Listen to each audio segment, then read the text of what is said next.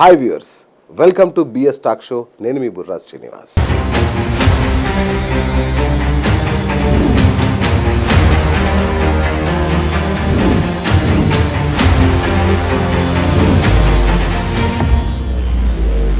అద్దంకి దయాకర్ మనందరికీ తెలుసు, రాజకీయాల్లో ఒక రకంగా మెగాస్టార్ అనే చెప్పాలి.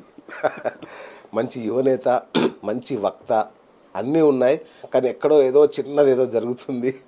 సో కానీ సూపర్ అద్భుతమైన లీడర్ అన్న, మంచి మనిషి, ముఖ్యంగా మంచి మనిషి. త్రుటిలో అంటే వెంట్రుక వాసులు అన్నీ తప్పిపోతున్నాయి అన్నకి, కానీ ఫిబ్రవరిలో శుభవార్త వినబోతున్నాడు. మంచి మంచి వార్తే ఉంది. మరి కాంగ్రెస్ పార్టీ అధికారులు వచ్చి సంవత్సరం అవుతుంది, చాలా విషయాలు నడుస్తున్నాయి. అన్న ఆంధ్రాలో కూడా ఎంటర్ అయ్యాడు ఈ మధ్య. ఈ విశేషాలు ఏంటో తెలుసుకునే ప్రయత్నం చేద్దాం. అన్న నమస్తే. నమస్తే అన్న, ఏంటి ఆంధ్రాలో అడుగుపెట్టారు అంటే ఆంధ్ర రాజకీయాల్లో అడుగుపెట్టారు?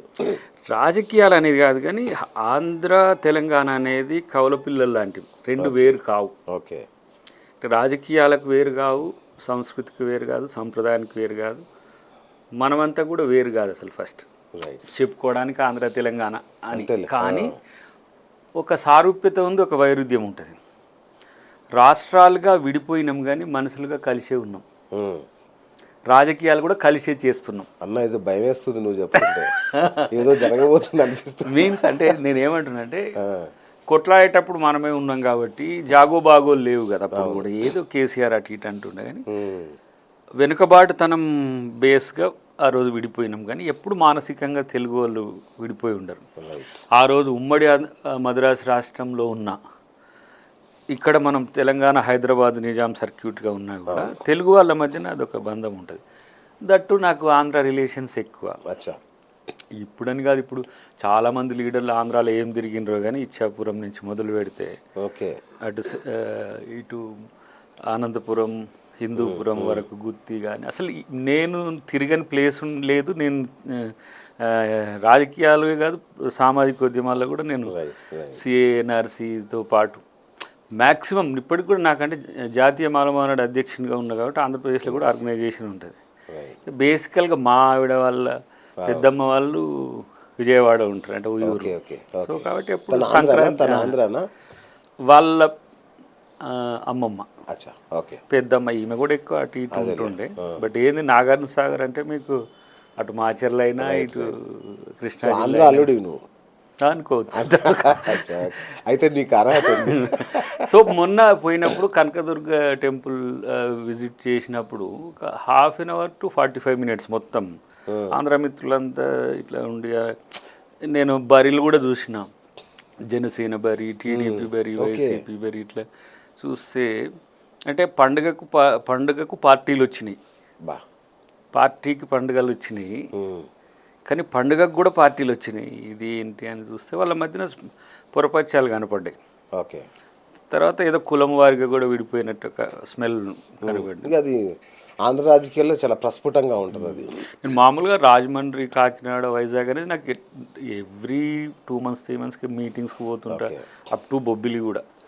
సో ఇవంతా కొంత డిఫరెంట్గానే, పిల్లలు కూడా ఆంధ్ర పిల్లలు ఎక్కువ మన దగ్గరికి వస్తారు. ఎవరు వచ్చినా కూడా నా దగ్గరికి వచ్చి కలిసిపోతారు. అన్న ఇట్లా ఉన్నాయి పరిస్థితులు అంటే, వాళ్ళు కడుపులో కత్తులు పెట్టుకొని బయటికి ప్రేమలు నటిస్తున్నారు. సో దయాకర్కి అవన్నీ ఏం అవసరం లేదు, వాస్తవాలు కుండా వద్దలు కొట్టడానికి మనకేం ప్రాబ్లం. అంతేనా? బాస్ ఏమన్నా చెప్పాడా? బాస్ లేదు, బాస్ ఏం లేదు, నా అబ్జర్వేషన్ అది. మా బాస్ను కాపాడుదే అట్లేం లేదు, అట్లేం లేదు. వాళ్ళు మా బాస్ని కలిసినా నేను జస్ట్ 1 minute 2 minutes అట్లా విష్ చేసుకోవడానికి కలుస్తాం, కానీ పెద్దగా మేమేం డిస్కస్ చేసుకునేది కూడా ఏముండదు. Okay, attendance just I'm here అని చెప్పడానికి పోతుంటే, కానీ ఇంత డీప్ డిస్కషన్ ఇప్పుడు లేదు. ఓకే, సీఎం కాకముందు అప్పుడప్పుడు పీసీసీగా ఉన్నప్పుడు ఏమైనా ఇష్యూస్ ఉంటే కొంచెం వేటిని ట్రేస్ చేయాలి ఇట్లాంటివి అనుకునేటోళ్ళం, కానీ ఇప్పటి అయితే తనకు సమయం తక్కువనే ఉంది. సో అందరూ కొంతమంది అట్లా అనుకున్నారు, కానీ నా అబ్జర్వేషన్ ఒకటి. రెండవది, భాజపా రాజకీయాలను నేను నిశ్చితంగా గమనిస్తాను దేశంలో. అంటే నేను కాంగ్రెస్ విచారధార కంటే సామాజిక న్యాయ కోణాన్ని ఎక్కువ నేను చూస్తుంటా. దాంట్లో భాజపాని నేను ప్రత్యర్థిగా భావిస్తుంటా వ్యక్తిగతంగా. మా నాయకునికి కూడా అదే టార్గెట్. రాహుల్ గాంధీకి కూడా ఏంటిది, రాజ్యాంగ పరిరక్షణ. నేను ఆ రోజు మీరు బయటలో చూస్తే రాజ్యాంగ పరిరక్షణ కాంగ్రెస్ పార్టీ బాధ్యత రాజ్యాంగ పరిరక్షకుడు రాహులే అని కూడా చెప్పారు. అవును. దాన్ని చెబుతూ భాజపా రాజకీయాలు ఎట్లుంటాయని ఆంధ్రాను ఉదాహరించిన అంతే. ఓకే.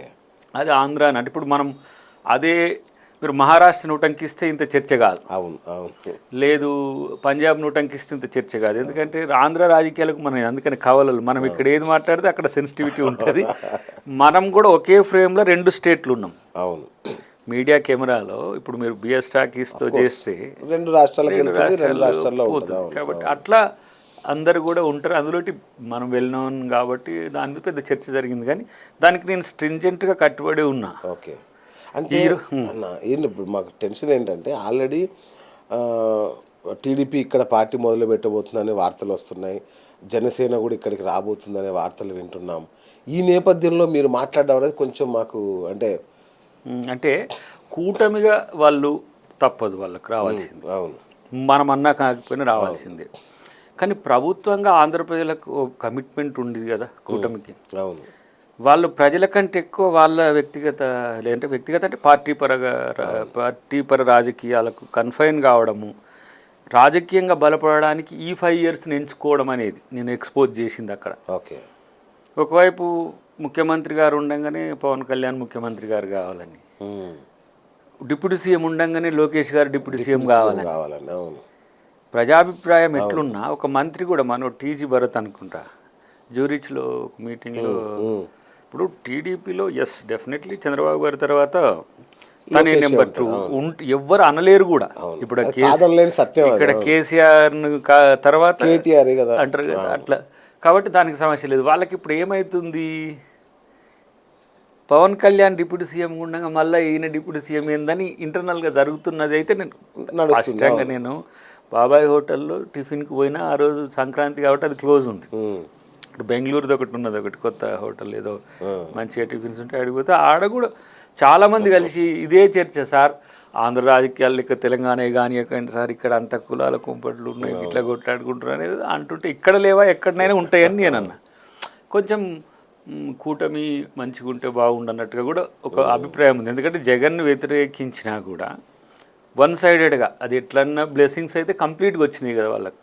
ఆ కంప్లీట్ వర్క్ ఆంధ్రప్రదేశ్కి చేయాల్సిన అవసరం ఉంది. చాలామంది మిత్రులు మొన్న డిబేట్లు ఉన్నప్పుడు లేకపోతే అక్కడక్కడ కలిసినప్పుడు అన్నారే what way you connected to the Andhra అంటే.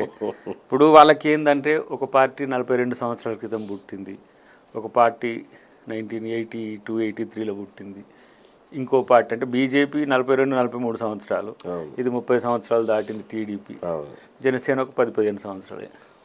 కానీ నేను వారికి చెప్పిన చక్రవర్తుల రాజగోపాలాచార్యులు గారు మీకు తెలుసా, లేదు టంగుటూరు ప్రకాశం పంతులు గారు మీకు తెలుసా, అంతకంటే ప్రాముఖ్యతమైన వ్యక్తి పొట్టి శ్రీరాములు గారు, వారి త్యాగం తెలుసా మీకు, టంగుటూరు ప్రకాశం పంతులు గారు ఏ విధంగా అప్పుడు ఉమ్మడి మద్రాసు రాష్ట్రంలో తెలుగువారి అస్తిత్వం కోసం పోరాడినవన్నీ కూడా మేము చదివిన వాళ్ళం కదా. మన అడ్రస్ కూడా ఆంధ్రప్రదేశే కదా. 10 years బ్యాక్ అద్దంకి దయాకర్ అంటే కింద ఆంధ్రప్రదేశ్ అని రాసి 5 lakhs 12 అని రాసుకున్న వాళ్ళమే కదా. కాబట్టి అదేదో మనం విడిపోగానే ఏదో సంబంధం లేనట్టు అంటే my party is the national party. At the same time Andhra Congress పార్టీకి కొన్ని కనెక్షన్ ఉంది. తెలంగాణ ఇవ్వడం ద్వారా ఆంధ్రాలో ఎక్కువ కాంగ్రెస్ పార్టీ మీద వ్యతిరేకతను తీసుకొచ్చింది వీళ్ళంతా కూడా. అఫ్ కోర్స్ జగన్ కూడా. నేను మీ వ్యాఖ్యలు చంద్రబాబును కాపాడేలాగా ఉన్నాయి కదా, అది కదా బాధ. మీరు కాంగ్రెస్ అంటే బద్ధ శత్రువుని కాపాడదామని ట్రై చేస్తున్నట్టు ఉంది మీ నేను అంటే ఇప్పుడు ఫర్ ఎగ్జాంపుల్ షిండే మనకేమి అనుకూలుడు కాదు కదా. ఉద్ధవ్ ఠాక్రే మన వైపు ఉంటే షిండే వర్గం విడిపోయి ఇలా అక్కడ ప్రభుత్వాన్ని కాంగ్రెస్ ప్రభుత్వాన్ని కూల్చింది. షిండే ఎక్కడున్నాడు? ఇప్పుడు Ajit Pawar person of the Sharad Pawar. Sharad Pawar తమ్ముడు శరద్ పవార్ని గుండెల మీద తన్ని పార్టీని గుంజుకొని పోయి బీజేపీతో ఉన్నాడు. ఇది ఎవరి కారణం? ఇప్పుడు అకాలీదళ్ ఇప్పుడు దేశం ఏర్పాటు కొరకు అకాలీదళ్ ఏర్పడిన తర్వాత అకాలీలు పంజాబ్లకు చాలా దగ్గర. అకాలీదళ్ పార్టీనే లేకుండా పోయింది వీళ్ళతో కలిసి. మాయావతి గారు అయితే మీకు తెలిసిన నాయకురాలే కదా. ఎంత మొన్న ఎంపీ ఎలక్షన్స్లో 1-2 ఎంపీలు వచ్చినాయి. ఏది మన ఉత్తరప్రదేశ్లో. వాళ్ళు పొత్తుతో ఉన్న బలంగా ఉన్న దగ్గరెల్లా వాళ్ళ మిత్రుణ్ణి చంపి వాళ్ళు బతకడమే. ఇది వాస్తవం. అయితే ఇక్కడ ఆంధ్రప్రదేశ్ కూడా అది ఉన్నది జరిగితే, కాబట్టి ఆంధ్రప్రదేశ్ కూడా జరిగితే షర్మిలక్క సీఎం అవుతుంది కదా. అప్పుడు మేముగా మా స్టేక్ ఏంది, మీరు ఎవరితో కలిసి ఉన్నారని చెప్తున్నా. ఇప్పుడు నేను చెప్పింది మొన్న, మీరున్నది మిత్రద్రోహం చేసే పార్టీతో అని చెప్పిన. ఎవరికి? చంద్రబాబు గారికి సూచన, మా పవన్ కళ్యాణ్కు హెచ్చరిక లాంటిదే. ఎందుకంటే మీరు ముందు మెగాస్టార్ అన్నారు కాబట్టి నేను మెగాస్టార్ అభిమానిని. ఇక నాకు చిన్నప్పుడు నా ఎంసీఏ టైమ్స్లో నన్ను పవన్ కళ్యాణ్ అంటుంటారు చాలామంది. అవునా? అంటే పవన్ కళ్యాణ్ నాకు ప్రత్యేకంగా తెలియదు, కానీ గద్దరన్నతో తన ఐడియాస్ తెలుసు. సరే బయట మనం చూస్తుంటాం, కానీ చిరంజీవి గారు మేము 1-2 సార్లు కలిసినాం. చాలా అంటే ఆత్మీయత ఉంది మాకు. బట్ నేను మెగాస్టార్ అభిమాని అనుకో డెఫినెట్గా. అంటే మొన్న మెగాస్టార్ అయ్యే ప్రయత్నం కూడా జరిగింది కదా, ఏమైంది అది? అది ఏప్రిల్ వస్తుంది. April 14th or 11th release చేయలే. ఏంటన్నా అంటే రాజమౌళితో పోటీ పడే అన్న ప్లాన్? 3 ఏళ్ళు దాటిపోయింది కదా ఇప్పటికి, 3-4 ఏళ్ళు. అంటే అది దాని స్టిపులేటెడ్ టైం కూడా 25 ఏప్రిల్ తర్వాత నుంచి 25 డిసెంబర్. ఇప్పుడు ఆ మూవీ అంటే చాలా మందికి నువ్వు ఎందుకు మూవీస్తో ఎక్కువ ఉంటావు కాబట్టి, అది పీరియాడిక్ మూవీ కాదు, ఒక హిస్టారికల్ మూవీ. అంటే హిస్టరీతో బేస్ అయి ఉంటుంది. నా బయోపిక్ లాంటిదే కానీ బయోపిక్ కాదు. ఓకే. వర్తమాన రాజకీయాలు నా రోల్ ఎట్లా ఉందో అది డిస్కస్ చేస్తాం. నేను కాంగ్రెస్ పార్టీ లీడర్గానే ఉంటా. అదొక టిపికల్గా మనోడు బొమ్మకు మురళి డిజైన్ చేసిండు దాన్ని. అంటే ఏంది, ఒక 10,000 years ఓల్డ్ చరిత్రను ఒక 12 to 13 minutes మనం జస్ట్ ఏదో మనం ఏమంటాము దాన్ని డిస్కస్ చేస్తూ సమకాలీన రాజకీయాలు, సామాజిక స్థితిగతులు, దాన్ని మళ్ళీ కమర్షియల్ ఎలిమెంట్తో చేసినాం. సో మార్చ్ మీన్స్ ఈ దానికి పదవి వచ్చాక రిలీజ్ చేస్తారు అంతేనా? అంతే, ఆల్మోస్ట్. పదవి కూడా కాదు, నేను అనుకున్న ఏప్రిల్ 5th, 11th, 14th ఈ 3 ఒక రోజు జగజీవన్ రామ్ జయంతి ఉంది, పూలే జయంతి ఒక రోజు ఉంది, 14th అంబేద్కర్ జయంతి ఉంది. ఇద్దరు వే నిర్మాత ఇష్టం అక్కడ కూడా ఉంది కదా, కొన్ని సెన్సార్ ఇష్యూస్ ఉంటాయి. తర్వాత మల్టిపుల్ లాంగ్వేజెస్ కూడా, మేబీ ఇంగ్లీష్ 5 లాంగ్వేజెస్, ఇంగ్లీష్, ఇప్పుడు స్పానిష్ కూడా ట్రై చేస్తున్నాము. సో అది కొంత టైం పడుతుంది. కాబట్టి అది ఎప్పుడొచ్చినా దానికి ఏమంటాము, ఇప్పుడే రావాలని ఏముండదు దానికి చెప్పడంలో, కథ సో ఒక్కసారి మన చరిత్ర మనం తెలుసుకునే ఒక ప్రయత్నం కాబట్టి అది త్వరలోనే రావచ్చు. అది కూడా కొంత సెన్సేషన్స్ ఉంటాయి. అంటే అన్న ఒకటి నాకు చాలా సంతోషం, ఇంత చిన్న వయసులో బయోపిక్ లో కూడా మనమే నటించాల్సి రావడం అనేది నిజంగా ఒక అదృష్టం. అది అయితే మనోడు మురళికి నాకు ఒక రోజు ఫోన్ చేసి చెప్పిండు ఇట్లా, అన్న మీరు ఒక మూవీ చేయాలంటే నేను కొంచెం ఫస్ట్ గిచ్చుకున్నాను. కరెక్ట్ అంటే ఈరోజు ఏప్రిల్ 1st కాదు కదా అనుకున్నా. అంటే ఎందుకు అని అన్న, సంథింగ్ ఇక నీ పాత్ర నువ్వు చేయాల్సి వస్తుంది కొంచెం ఇట్లా అని అన్నాడు. అంటే మరి మనకేమో యాక్షన్లు అంతా థరో లేదు, అంతే కదా. బట్ అఫ్ కోర్స్ చిన్నప్పుడు ఈ నాటకాలు, డ్యాన్సులు ఇవన్నీ మామూలుగా చిరంజీవి రాజకీయాల్లో అది మనకు అలవాటే ఉంటుంది కాబట్టి, అంటే అనుకోకుండా అలవాటు అవుతుంది కదా. అట్లా అడిగిన తర్వాత స్టోరీ లైన్ చెప్తే లైన్ కరెక్ట్గా ఉన్నది, బట్ నేను ఆ పాత్రలో కరెక్ట్గా నా ఆహార్యం అవన్నీ ఇంక్లూడ్ అవుతాయి అన్నప్పుడు దాన్ని మన నేటివిటీకి తగ్గట్టుగా చేంజ్ చేసి చాలా నాకు తెలిసి అయితే అది కీరవాణి గారు కూడా దాన్ని చూసిండ్రు కొంత. గద్దర్ గారు కూడా స్టోరీ మొత్తం ఆయన స్టోరీనా, ఆయన ఇచ్చాడా స్టోరీ? గద్దర్ గారు ఇచ్చారా? వారి తర్వాత మురళి గారు వారు కూర్చొని దాని డెవలప్మెంట్స్ కొన్ని కాంట్రాస్ట్ ఉన్నప్పుడు, ఇప్పుడు చరిత్రని చెప్పేటప్పుడు సాక్ష్యాలు లేకుండా చెప్తే అది వయబుల్ కాక, లేదంటే తప్పు చెప్పినా కూడా సమస్య అవుతుంది. విమర్శకులు మీరెమ్మటే పడుతూనే ఉంటే ఎట్లా. కాబట్టి గద్దరన్న రిఫ్రెష్ కొరకు, అంటే స్టోరీ రిఫ్రెష్మెంట్ కొరకు, తర్వాత తను కూడా సినిమాలో ఒక పాట పాడి నటించింది కాబట్టి దానికి సుచిత్ర చంద్రబోస్ గారు చేసిన కొరియోగ్రఫీ. ఫస్ట్ టైం గద్దరన్న ఒక కొరియోగ్రాఫర్ దాంట్లో చేయడం. అప్పుడెప్పుడు రంగుల కళ, మన మా భూమి దాంట్లో చేసిన ఆయన సొంతంగా చేసేది. అదే ఆయన సిగ్నేచర్ డాన్స్. ఆ సిగ్నేచర్ డాన్స్ను అక్క సేమ్ ఎట్లా గద్దరన్న ఎట్లా ఆయన స్టైల్ను మిస్ కాకుండా చేసిన పాట అది, బానిసలారాలేంటి అనే పాట. సో అట్లా ఆయన ఉన్నాడు. తర్వాత కీరవాణి గారు ఆ పాటకు మ్యూజిక్ చేయడానికి మురళి గారు గద్దరన్న కలిసి ప్లాన్ చేస్తే, ఆ పాట చేయడం కాదు కానీ నాకు అది స్టోరీ ఏంది అన్న తెలుసుకున్న తర్వాత ఇంకో పాట ఇది తిరిగి చూడనేది ఉన్నది. అది మీరే పాడాలి సార్, బాగుంటుంది, మీ గొంతుతో అది హృదయంగా ఉంటుందని చెప్పి ఆయనతో పాడించిన తర్వాత ఇక ఇన్ని నేనే చేసిన కదా ఇక సినిమా కూడా నేనే చేస్తాను అని చెప్పి వారే ఒప్పుకున్నారు దానికి. సో అది ఒక మంచి ఏమంటాము సందేశం అనే దానికంటే కూడా తెలంగాణ ఉద్యమ నేపథ్యం అన్న మొత్తం తెలంగాణ లేదు, కాదు, ఇండియా ఫైల్స్ అది. అవును అవును, మీన్స్ ఇండియా ఇప్పుడు మనకు వేదిక ఎరా, ఓకే, తర్వాత ముస్లిం ఎరా ఉంది, బ్రిటిష్ ఎరా ఉంది, ఆ టైంలో ఫస్ట్ హ్యుమానిటీ ఎరా ఫస్ట్లో ఎట్లా ఉంది 10,000 years బ్యాక్ చరిత్ర ఇట్లా చెప్పుకుంటూ ఓకే, ఇప్పుడు పొలిటికల్ సోషియో ఎకనామికల్ మూమెంటం ఎట్లా ఉంది దేశంలో అనేది ఇండియా ఫైల్స్ అది. ఇండియా భారతదేశం ఇండియాగా మారడం కాన్స్టిట్యూషన్ ఎలా ఉంటుంది ఓకే, అంటే దీనికి జరిగిన పరిణామాలు ఏంది, ఒక మన భారత మానవ పరిణామక్రమం అంతా కూడా చర్చ ఉంటుంది. కాశ్మీర్ ఫైల్స్ లా ఉంటుందా ఏంటి? Kashmir files incident based. అప్పుడు ఏంది అక్కడ ఉన్న బ్రాహ్మణుల మీద దాడినే కాశ్మీర్ ఫైల్స్, జమ్మూ ప్రాంతంలో ఉండేది. కానీ ఇది తరాలుగా 7 తరాల చరిత్ర ఉంటుంది ఒక అట్లా. కాబట్టి దాన్ని చెప్పడం కంటే చెప్పలేను కరెక్ట్గా, అది చూస్తే అర్థమవుతుంది. దాన్ని అంత మంచిగా ఇప్పుడు ఏంది ఏమో ఏదో కొత్త టెక్నాలజీ వచ్చిందట డిజిటల్లో గ్రాఫిక్స్ది. ఈ ఎరానంతా కూడా మనకు మళ్ళీ వాడొద్దట.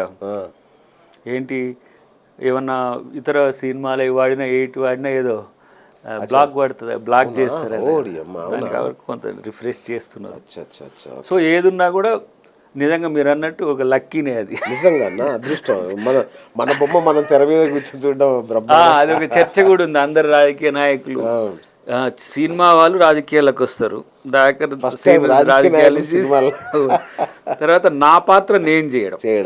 ఇప్పుడు రాజశేఖర రెడ్డి గారి పాత్ర ఉంది, ఎవరు మమ్ముట్టి గారు చేసిండ్రు. అట్లా ఏ పాత్ర ఇప్పుడు ఇందిరాగాంధీ ఉంటే కంగనా రనౌత్ చేసినట్టు.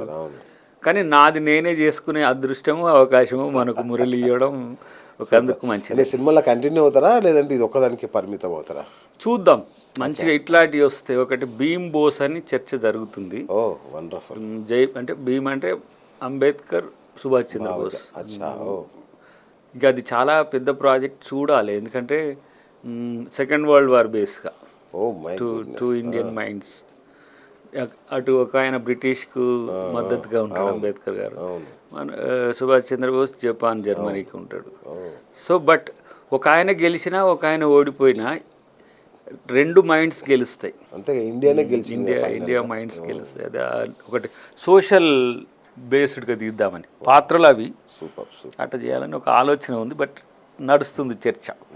అట్లాంటివి వస్తే చేయొచ్చు. మనం కదా హీరోయిన్లు అది మనలాంటి వాళ్ళకి కాదు. ఇప్పుడు మన అర్జున్కో మన రామ్ చరణ్కో ఇట్లా ట్రెడిషనల్ పొలిటీషియన్స్. బట్ నేనైతే వాళ్ళని అప్రిషియేట్ చేస్తాను. ఎందుకంటే ఇండియన్ మూవీస్ను ఆస్కార్ లెవెల్కి తీసుకుపోయింది. అందుకని తెలుగు సినిమా ఇండస్ట్రీలో ఇట్లా ఎవరు మన జూనియర్ ఎన్టీఆర్ కానీ, రామ్ చరణ్ కానీ, అల్లు అర్జున్ కానీ నేటి తరంలో వాళ్ళు ఒక మంచి ఛాన్స్గా ఉన్నారు. ఒక దశ చిరంజీవి గారు నేషనల్ లెవెల్కి పోతే వాళ్ళు ఇంటర్నేషనల్ స్టాండర్డ్స్కి వెళ్ళిపోవడం అనేది అంత బాగా చేశారు. మీరు ఇంత గొప్పగా ప్రశంసించారు, కానీ బాస్ ఎందుకు టాలీవుడ్ మీద కత్తి కట్టాడు? అదేం లేదు. ఇప్పుడు ఈడీకి ఐటీకి సంబంధించి రెగ్యులర్ రైడ్స్ అవి, అంతేనా? రెగ్యులర్ రైడ్స్ దాంట్లో పెద్దగా వాళ్ళకి వచ్చే నష్టం ఏం లేదు. పుష్ప విషయంలో కొంతమంది అన్నారు, కానీ మనం ఎప్పుడు కూడా సఫరర్ వైపు ఉండాలి కదా గవర్నమెంట్. ఎప్పుడు కూడా ఇప్పుడు ఆమె చనిపోయింది, అక్కడ ఎవరు కనెక్ట్ అయ్యాలంటే నీకు అల్లు అర్జున్ అరెస్ట్ కాదు నా దృష్టిలో. ఆడబిడ్డ చనిపోవడం అనేది అది ఒక రకంగా మన ఇంట్లో మన తల్లిలో చెల్లో మన ఎవరైనా పోతే ఆ బాధ తెలుస్తుంది. కానీ అంటే అన్న ఇప్పుడు మనకు కన్సర్న్ ఉంటుంది, అది తెలుసు. కానీ అక్కడ జరిగిన పద్ధతి అంటే సార్ బాస్ డీల్ చేసిన విధానం కొంచెం తేడాగా ఉంది అల్లు అర్జున్ విషయంలో. అంటే కేటీఆర్ కామెంట్ చేసిన తర్వాత ఈయన రియాక్ట్ అవ్వడం అనేది కొంచెం అసలు నాకు తెలిసి ఇప్పుడు చంద్రశేఖర్ రెడ్డి గారు నాకు దగ్గర ఆత్మీయుడు. ఎవరు మన అర్జున్ గారి మామ, కాంగ్రెస్. అసలు ఆయన ఎంపీగా అడిగిండు మొన్న. అంతకంటే బీఆర్ఎస్లో ఉన్న ఇబ్రాహీం పట్నం వారు చాలా దగ్గర, చాలా ఆత్మీయుడు. అంటే ఇంకా చాలా సాఫెన్ ఆయన, చాలా మంచి వ్యక్తిత్వం. ఆయన చేసి అసలు కేటీఆర్కు ఎవరు చెప్పలేదు, ఎవరు టచ్లో లేరు. లేదు జగన్కు వాళ్ళకేం సంబంధం లేదు. ఉద్దేశపూర్వకంగా పూసుకోవడమే దాంట్లో వాళ్ళకి. అసలు లాయర్ జగన్ లాయరే కదా. అఫ్ కోర్స్ ఆయన ఇంకా రేపు ఇంకొక ఆయన కూడా లాయర్ అవుతాడు. అంటే ఇప్పుడు రాజకీయ మీన్స్ ఇప్పుడు కోణాలు చూసుకుంటా బీజేపీ అడ్వకేట్లు ఎంఐఎంకు చేసిన వాళ్ళు కూడా ఉంటారు. Advocacy is the different. But ఇది ఏంటంటే అక్కడ జరిగిన సంఘటనకు ఇండైరెక్ట్గా బాధ్యుడైనా కూడా ఓకే చట్టం ఒకటి ఉన్నది అక్కడ. అది మీకు మాకంటే కూడా ఇప్పుడు మీరే పోతారు, రేపు మానవ హక్కుల కమిషన్కి పోతారు. అరే రేవంత్ రెడ్డి గారు ఏంటంటే ఒక ఆడబిడ్డ చనిపోతే పట్టించుకోకుండా అల్లు అర్జున్కు మంచిగా టికెట్లు పెంచుకుంటానికి అవకాశం ఇచ్చిండు, ప్రీమియర్ షోలు వేసిండు, బెనిఫిట్ షోలు వేసిండు, ఈయనకు సినిమాలు ఎక్కువైనాయండి ప్రజల కంటే అంటారు. కాబట్టి ఎప్పుడు ప్రభుత్వంది ప్రజాకోణమే ఉంటుంది. అందుకని ప్రజాపాలన. ఒక్క మాట మీద నేను ఒకటి అడుగుతా. అసెంబ్లీలో చెప్పాడు ఇంకోసారి ఎవరు నా దగ్గర రావద్దు, సినిమా రేట్లు పెంచమని అడగొద్దు అని. వెంటనే దిల్ రాజు కోసం ఉల్లంఘించడాన్ని ఎట్లా చూడాలన్నా? ఆ రోజు జరిగిన సంఘటన కూడా మీకు తెలుసు కదా, ఏది మన కమాండ్ కంట్రోల్ ఆఫీస్లో అందరితో కలిసి ఒక మీటింగ్ అయింది. పెంచేది లేదన్న తర్వాత చాలామంది ఇండస్ట్రీ పెద్దలు కోరినట్టున్నది తర్వాత. ఎందుకంటే ఇది భారీ బడ్జెట్ సినిమా అన్నట్టు కదా, గేమ్ చేంజర్ కూడా చాలా పెద్దది. దానివల్ల కొన్ని ఎగ్జామ్షన్స్ ఉండాలని రిక్వెస్ట్ పెట్టినట్టుంది. That's it. అందుకని దాని వరకు షార్ట్ టైం 3 to 4 days ఉంచినట్టుంది అది కూడా. బట్ డిస్క్రిమినేషన్ ఏమి ఉండదు. ఇప్పుడు రేపు ఇంకా ఒక పేద నిర్మాత తీసుకొని వచ్చి తనకు ఆర్థికంగా వెసులుబాటు కావాలంటే హ్యూమనిటేరియన్ గ్రౌండ్స్లో రెస్పాండ్ అవ్వచ్చు. కానీ డెఫినెట్గా ఈ ప్రీమియర్ షోస్ ఇవన్నీ కూడా ఏమవుతున్నాయంటే కొంతమందికి చేసి కొంతమంది చేయకపోతే ఒక వివక్ష ఉన్నట్టు కదా. రెడ్డి గారు కాబట్టి రెడ్డి గారికి ఇచ్చారనేది బీభత్సమైన వివక్ష కామెంట్ వచ్చింది కదా. దాన్ని ఎట్లా ప్రొడ్యూసర్ కోణము. బట్ ఇప్పుడు రామ్ చరణ్ గారి కోణం కూడా ఉన్నది. ఎందుకంటే ఆల్మోస్ట్ ఆల్ చిరంజీవి గారి అంత ఫేమ్ అయింది ఇప్పుడు. సో అలాంటప్పుడు పెద్ద హీరో కొంత గౌరవమీయాలనుకుని ఉండవచ్చు. బట్ భవిష్యత్తులో కూడా ఒక పాలసీని కంప్లీట్గా తీసుకురావాల్సిన అవసరం అవుతుంది కదా. కానీ ఇంకా చిన్న నిర్మాతలకి ఎక్కువ బెనిఫిట్ చేసే ప్రయత్నం చేస్తాడు నాకున్న అంచనా. ఎందుకంటే మంచి మూవీస్ రావాలంటే చిన్న సినిమాలే ఎక్కువ వాల్యూ ఎథిక్స్ అంతా కూడా చూపించేది. ఇప్పుడు మనకు పుష్ప టాప్ రేంజ్ కావచ్చు ఏది కలెక్షన్స్లో, కానీ కంటెంట్లో వీక్ రేంజ్ అవుతుంది. మరి అంటే ఏది అయ్యర చందనము ఇట్లాంటి దొంగతనం చేయండి బాగుపడండి అది రాంగ్ నోషన్ పోద్ది. ఇప్పుడు గేమ్ చేంజర్లో చాలా మంచి ఇష్యూ ఉందని వింటున్నాను. సో అట్లాంటివి ఒక కమర్షియల్ డైరెక్టర్ తీసినా కూడా సినిమాలకి అట్లాంటి వాటికి ఇవ్వాలి. కల్చర్ను, ఎమోషన్స్ను, ట్రెడిషన్స్ను చేసేయి. అట్లాంటివి తీసి మీరు అడగండి, ముఖ్యమంత్రి గారిని అడగండి, లేదంటే మా కోమటిరెడ్డి గారు ఇప్పుడు దాన్ని శాఖ మంత్రి కన్సల్ట్ అయితే వాళ్ళకి కూడా ఇవ్వడానికి ఏం బేసిజాలు లేవు నాకు తెలిసి. అంటే ఏంటి అంటే ధోరణి చూస్తే నాకు అర్థం కావట్లా. సీఎం గారు పట్టించుకోవట్లేదా టాలీవుడ్ను, లేదంటే వైజాగ్ కానీ ఏపీకి పంపించేద్దాం అనే ఆలోచన ఏమన్నా ఉందా? ఇగో వైజాగ్లో ఇప్పుడు మంచిగా షూటింగ్స్ అవుతూనే ఉన్నాయి. భీమిలి నుంచి మొదలు పెడితే నేను చూస్తున్నాను కదా అప్పుడప్పుడు పోయినప్పుడు. ఏపీలో మీకు ఇప్పుడు రంపచోడవరం నుంచి రాజమండ్రి వరకు ఉన్న అడవి నువ్వేమైనా కొత్తగా పెట్టావు, అది ప్రకృతి అందాలతో ఉన్నది. అది రాజమండ్రి పరిసర ప్రాంతాలు మన చిన్నప్పుడు కూడా గోదావరి సినిమాలు అంటే ఆంధ్రాలోనే జరుగుతాయి షూట్లు. విశ్వనాథ్ గారు కానీ, వంశీ గారు కానీ. కానీ మన స్టూడియోలు ఇక్కడ ఉంటాయి కదా, స్టూడియోస్ ఈడ ఉంటాయి. ఇప్పుడు బిజినెస్ అంతా ఇక్కడే కదా. ఇక్కడి నుంచి ఎక్కడికి షిఫ్ట్ కావడానికి వాళ్ళు ఇష్టపడరు, మనం కూడా ఇష్టపడం. వాళ్ళకేమి వ్యక్తిగతంగానో స్టూడియో పరంగానో ప్రభుత్వం ఏమి హామ్ చేయదు. ఎందుకంటే కొన్ని సందర్భాలు ఇప్పుడు అది bad luck to the Arjun నాకు తెలిసి. అంతే కదా. అది స్టాంపేడ్ కాకపోతే, ఆ తొక్కిసలాట కాకపోతే, అమ్మ చనకపోకపోతే ఏమి కాదు. అవును, ఎవరెందుకు తనను అరెస్ట్ చేసే స్థితి వస్తుంది. కాబట్టి కొంత అక్కడ వ్యవహరించిన తీరు కూడా ప్రజలకు అనుకూలంగా ఉండడం కొంతమందికి నచ్చలేదు. ఎందుకంటే కొంత స్టార్ ఫ్యాన్సీ ఉంటుంది కదా, వాళ్ళు మా నాయకుడిని ఇట్లా చేస్తారా, మా తర్వాత కొంతమంది ఆంధ్ర హీరోలు కాబట్టి ఇట్లా చేసిండ్రా అంటే. అదే అంటున్నా, ఆంధ్ర హీరోలు అయితే మనం గంత ఆంధ్రప్రదేశ్ గవర్నమెంట్ కూడా ఇవన్నీ బెనిఫిట్స్ ఇచ్చినాం. చాలామంది ఏమన్నారు, నువ్వు అన్నట్టే రెడ్డి అల్లుడు కాబట్ట అంత చేసిండ్రు, రెడ్డి అల్లుడు, రెడ్డి ప్రొడ్యూసరు అట్లా అన్నారు ఏది మన పుష్పకు సంబంధించి. కానీ సినిమాగానే చూడాలి. వాళ్ళు మాత్రం ఇప్పుడు కల్కి కానీ, బాహుబలి కానీ, RRR కానీ మనం ఒకసారి ఇండియాలో ప్రైడ్గా చెప్పుకునే మూవీస్ అయినాయి. సో ఇంకోటి అన్న జాతీయ అవార్డు తెచ్చిన నటుడు అన్న అల్లు అర్జున్. జాతీయ ఎంత అవమానించాం మనం అంటే నేను ఆయన హీరో ఆయన దాంట్లో అనుకుంటుండదు. అనట్లేదు. కానీ నేనైతే ఆ ప్లేస్లో ఉంటే అక్కడ తెలిసిన వెంటనే వాళ్ళ ఇంటికి పోతుంటుంది. ఏది ఫోన్ ఇవ్వలేదు అంటున్నారు కదా, అది ఫోన్ ఇవ్వలేదు. ఇప్పుడు వీళ్ళు చుట్టుపక్కల ఉన్న వాళ్ళ దగ్గర విజ్ఞత ఉండాలి. అది సార్ పోతే అమ్మాయి చనిపోయినప్పుడు ఏమన్నా అంటారేమో సార్ అని ఎవరు అని ఉన్నారు అనుకో, మళ్ళీ అదొక అనుకొని తను అనుకుంటాడు. అల్లు అర్జున్ కూడా నాకు తెలిసి ఏమి కాంట్రవర్సీ కాదు, ఏమీ కాదు. తనది ఏంటంటే బబ్లీ అంతే, తెలిసి తెలియనితనం. ఇంకా తర్వాత సీఎం గారు మాట్లాడినాక ప్రెస్ మీట్లో కూడా నాకు ఏమంటాము తెలిసి తెలియని తనమే కనపడ్డది తప్పితే ఒక ఉద్దేశపూర్వకంగా ఏం కనపడలేదు. కానీ అది రాంగ్ పోయింది, సీఎంకు కౌంటర్ చేస్తుండనేది పోయిందా. అసలు ప్రెస్ మీట్ పెట్టాల్సిన అవసరమే లేదు. ఎవరో రాంగ్ పోనీ ప్రెస్ మీట్ పెట్టాలని చెప్పాడా, ఏమీ లేదు. పోనీ నేనేమంటా అంటే హ్యుమానిటీ ఎప్పుడు కూడా నువ్వు నేరుగా చంపింది కాదు, కరెక్ట్, కొట్టి చంపిందో పొడిచి చంపిందో కాదు, చనిపోయింది. పోతే 4 మాటలన్నా నిజంగా హీరో ఆ ఛాన్స్ మిస్ అయింది. వాస్తవం. పోయి ఉంటే ఇంత రాద్ధాంతం కూడా కాదు. కరెక్ట్. అకార్డింగ్ టు రూల్ ఎవరో మిత్రుడు కూడా పోయిండు, జాతీయ కమిషన్కి పోయిండు. మీరు అల్లు అర్జున్ గారికి ఎట్లా ఎక్సెప్షన్ ఇస్తారు సెలబ్రిటీ కాబట్టి అంటే ఈ చట్టం కొంత టిపికల్గా ఉంది. అది దాంట్లో ప్రభుత్వం ముద్దాయి కాకూడదు. తర్వాత ప్రజాకోణమే ఫస్ట్ ఉండాలి ఎక్కడైనా సరే.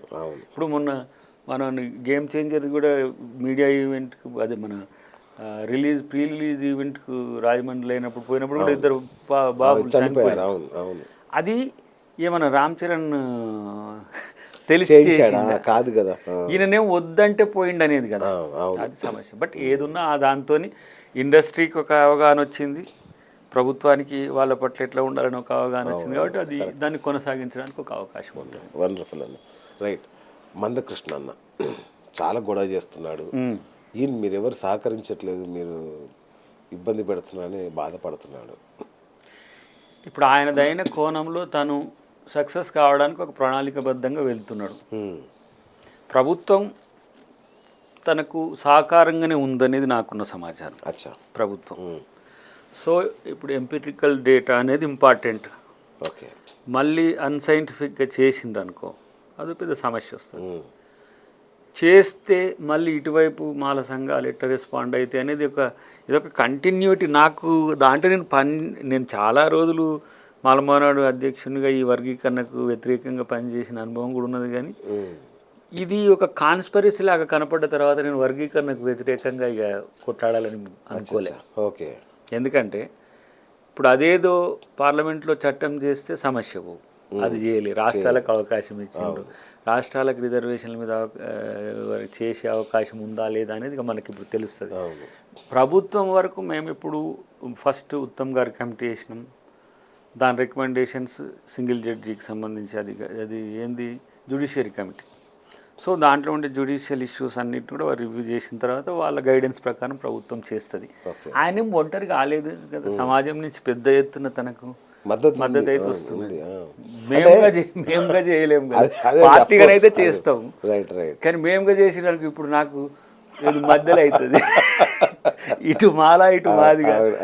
కాబట్టి నేను ఎటువైపు ఉండాలి తీవ్రంగా ప్రతిఘటిస్తున్నారు కదా, అది ఉంది మొదటి నుంచి ఉంది. అంటే నాది ఒక మౌలికమైన ప్రశ్న అన్న, అంటే మీరు ఏ దానికి సంబంధించింది కాకుండా ఒక మామూలు సగటు వ్యక్తిగా చెప్పండి. వాళ్ళు నిజంగానే చదువులో కానీ సామాజికంగా రాజకీయంగా వెనుకబడ్డారు మాదిగలు కదా, వాళ్ళకు ఒక కొంత రిజర్వేషన్ కల్పించి వాళ్ళని కొంచెం అంటే కొంచెం పైకి తీసుకొస్తే బాగుండేది కదా. నేనైతే సర్దుబాటు చేసుకోలేము. జరిగిన మార్పులకు అనుకూలంగా నేనైతే ఎవరెంతో వారికంత అనే దాని విషయం నేను విభేదించా. Right, super.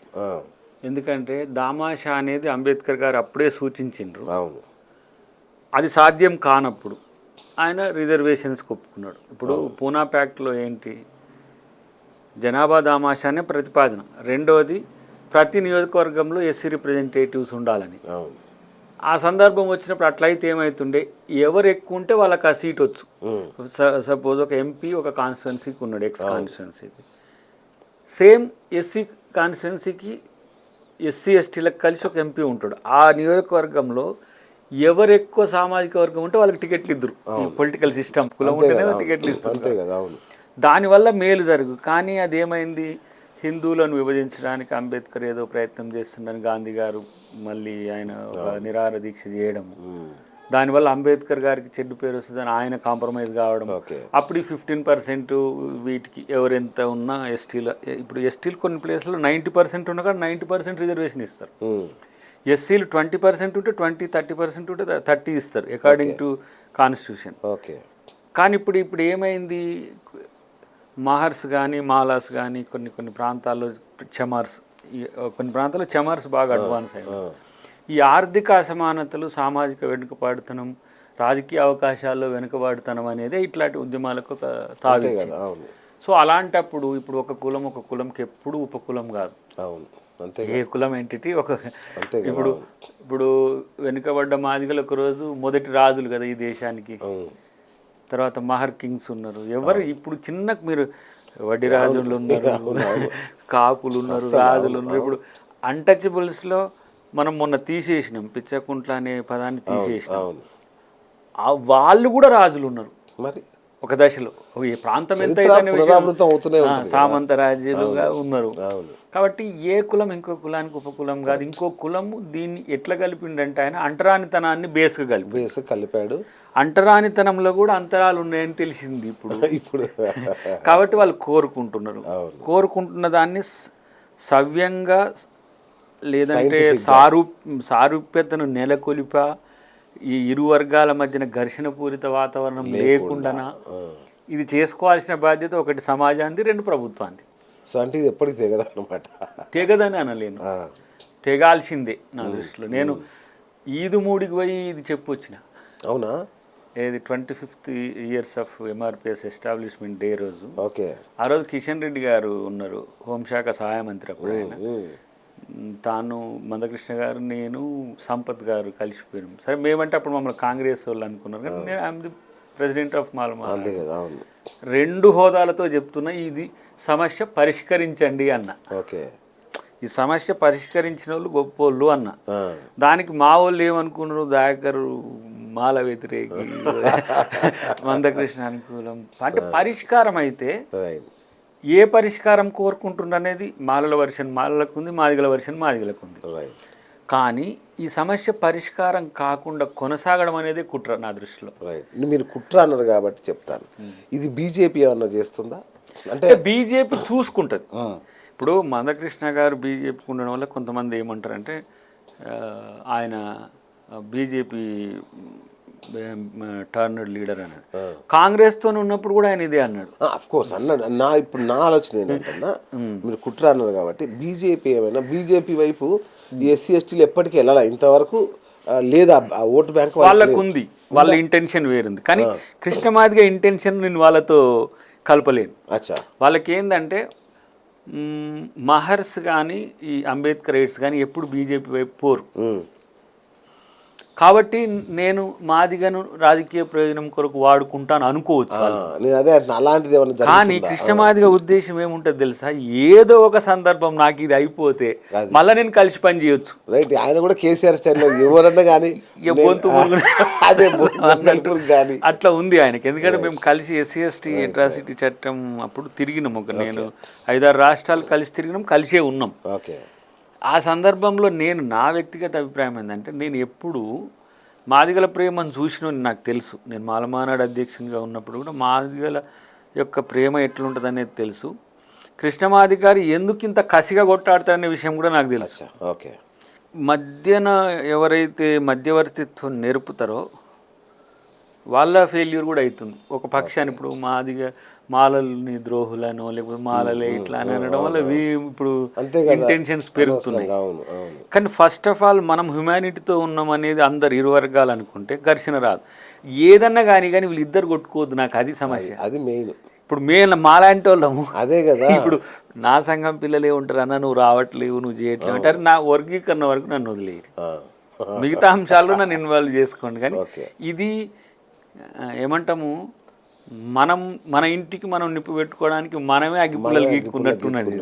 ఏమైనా పరిష్కారం కొరకు 2 వర్గాలు వస్తే అది ప్లాన్ చేయదు. నేను చాలామంది ప్రభుత్వంలో ఉన్న పెద్దలకు కూడా చెప్పిన, ఉత్తమ్ గారికి కూడా ఒక అంశం చెప్పిన, దీన్ని పరిష్కరించడానికి ఒక కన్సల్టేషన్ కమిటీ, ఒకవైపు మాలలకు కొంతమంది, మాదిగలకు ఒక 5-6, మిగతా కులాలు ఉన్నాయి కదా 50-52 కులాలు, మిగతా వాళ్ళకు ఒక రిప్రజెంటేషన్ ఒక 15 మెంబర్స్తో వేసి మీరు మాట్లాడుకోండి. అట్లీస్ట్ కన్సల్టేషన్స్తో ఘర్షణ పోతుంది. అవును, కరెక్ట్. మనం మాట్లాడుతున్న దాన్ని థంబ్నెయిల్స్ కూడా ఇబ్బంది అవుతున్నాయి కొన్ని. కృష్ణమాది గారు అట్లా మాట్లాడరు నాకు తెలుసు, వివేక్ గారు అట్లా మాట్లాడరు నాకు తెలుసు. కరెక్ట్, అవును. కానీ దీన్ని మధ్యన ఏంటంటే కొంతమంది రెచ్చగొట్టే ధోరణితో ఉన్న మిత్రులు, నేను కూడా thumbnail ఏం పెడతా తెలుసా, మాదిగలే కరెక్ట్ ఎట్లా పెట్టినా నాకు మధ్యలో వాయింపైతే ఎప్పుడు తప్పదు. ఏ పాత్ర వేసినా మనది బ్రహ్మానందమే మనకు. అంటే అది కామన్. ఇప్పుడు ఇన్ని సంవత్సరాలు మాలమానాడు మూమెంట్ చేసిన, ఇప్పుడు నేను మాల కావట్లేను. ఒక 10 years అఫ్ కోర్స్ సీరియస్గా తెలంగాణ ఉద్యమం చేసిన, నేను తెలంగాణని కాలే. ఒక 10 years నేను కాంగ్రెస్ కొరకే కొట్లాడినా, కాంగ్రెస్ కాలే. అంటే మీన్స్ బట్ నేను ఒక మంచి హ్యూమన్ బీయింగ్గా పాలిటిక్స్లో దయాకర్ లాంటి వ్యక్తులు కూడా ఉంటారు అని అనిపించుకునే ప్రయత్నం ఒకటి. కొంత మొడాలిటీస్ కూడా నేను ఫాలో అవుతున్నా. అనిపించుకోకర్లేదు, మంచి వ్యక్తి అనేది రాజకీయాల్లో మీకు చాలు ట్యాగ్ ఉంది, ఆల్రెడీ ఉంది, చాలా మంచోడు అనేది మాత్రం అందరు చెప్తారు. కాబట్టి దాన్ని చెడగొట్టుకోకపోతే మంచిది. ఇప్పుడు చిన్నప్పుడు కానీ ఇంకొక చిన్న ట్యాగ్ ఉందన్న, చెప్పు. నోరు. కొంచెం నోరు అదుపులో పెట్టుకుంటే అన్న గొప్పోడు. ఇంకా ఇప్పుడు మీరున్నారు కదా, మీతో మాట్లాడుతున్నప్పుడు ఎట్లా మాట్లాడుతున్నా అద్భుతంగా ఉంది. ఒక మంచి రాజనీతిజ్ఞుడు మాట్లాడినట్టు ఉంటది. అవును, వీనిలో అపరిచితుడు ఉంటాడు. అవును. ప్రజలకు కానీ పార్టీకి కానీ ఎప్పుడైనా ఏదైనా చెడు జరిగింది అనుకోండి, అప్పుడు డెఫినెట్గా యాంగర్ రోల్ బయటికి వెళ్తుంది. అన్ని సందర్భాల్లో ఉండదు అది. రైట్. నోరు అదుపులో పెట్టుకోవడం ఎప్పుడు పెట్టుకోవద్దో కూడా, ఎప్పుడు వదిలేయాలనో కూడా ఆ ఇంగితం ఉంటుంది నాకు. ఓకే. అన్నిసార్లు ఎగరను. ఎగిరేటప్పుడు కాజ్లెస్ ఎగురుడు ఉండదు. ఇప్పుడు ఏ సంఘటన మీరు నోటికి సంబంధించిన అంశంలో ఏంటి నోరు లేస్తుంది జాగ్రత్త అన్నప్పుడెల్లా దాని వెనుక అర్థం పెద్ద విశేషం ఉంటుంది. That's it. ఇప్పుడు మొన్న మా బావగారు కూడా అన్నాడు, మన ఉయ్యూరులో కొంచెము బాగా అంటే ఇది ఎక్కువ. ఇప్పుడు నోరే నా బలం, నోరే నా బలహీనత. కరెక్ట్. అవును. మాట్లాడకపోతే తెలియదు. తర్వాత నేను ఫ్యాబ్రికేటెడ్ మాటలు ఉండవు, ఆర్టిఫిషియల్గా పెట్టేసి ఇట్లా ఉండదు. కరెక్ట్. నేను ఇక్కడ అనిపించింది అనుకో అనేయడమే, ఇట్లా అనేసే టోన్ని ఇప్పుడు ఆలోచించాలి. అంటే రాజకీయాల్లో కొన్ని వాస్తవాలు కూడా చెప్పకూడదు అంతే. అది ఉద్యమకారుడి నుంచి వచ్చిన కాబట్టి. దట్టు దళిత్ కమ్యూనిటీస్ ఎప్పుడు కూడా మొరాలిటీని ఎక్కువ అడాప్ట్ చేసుకుంటాయి.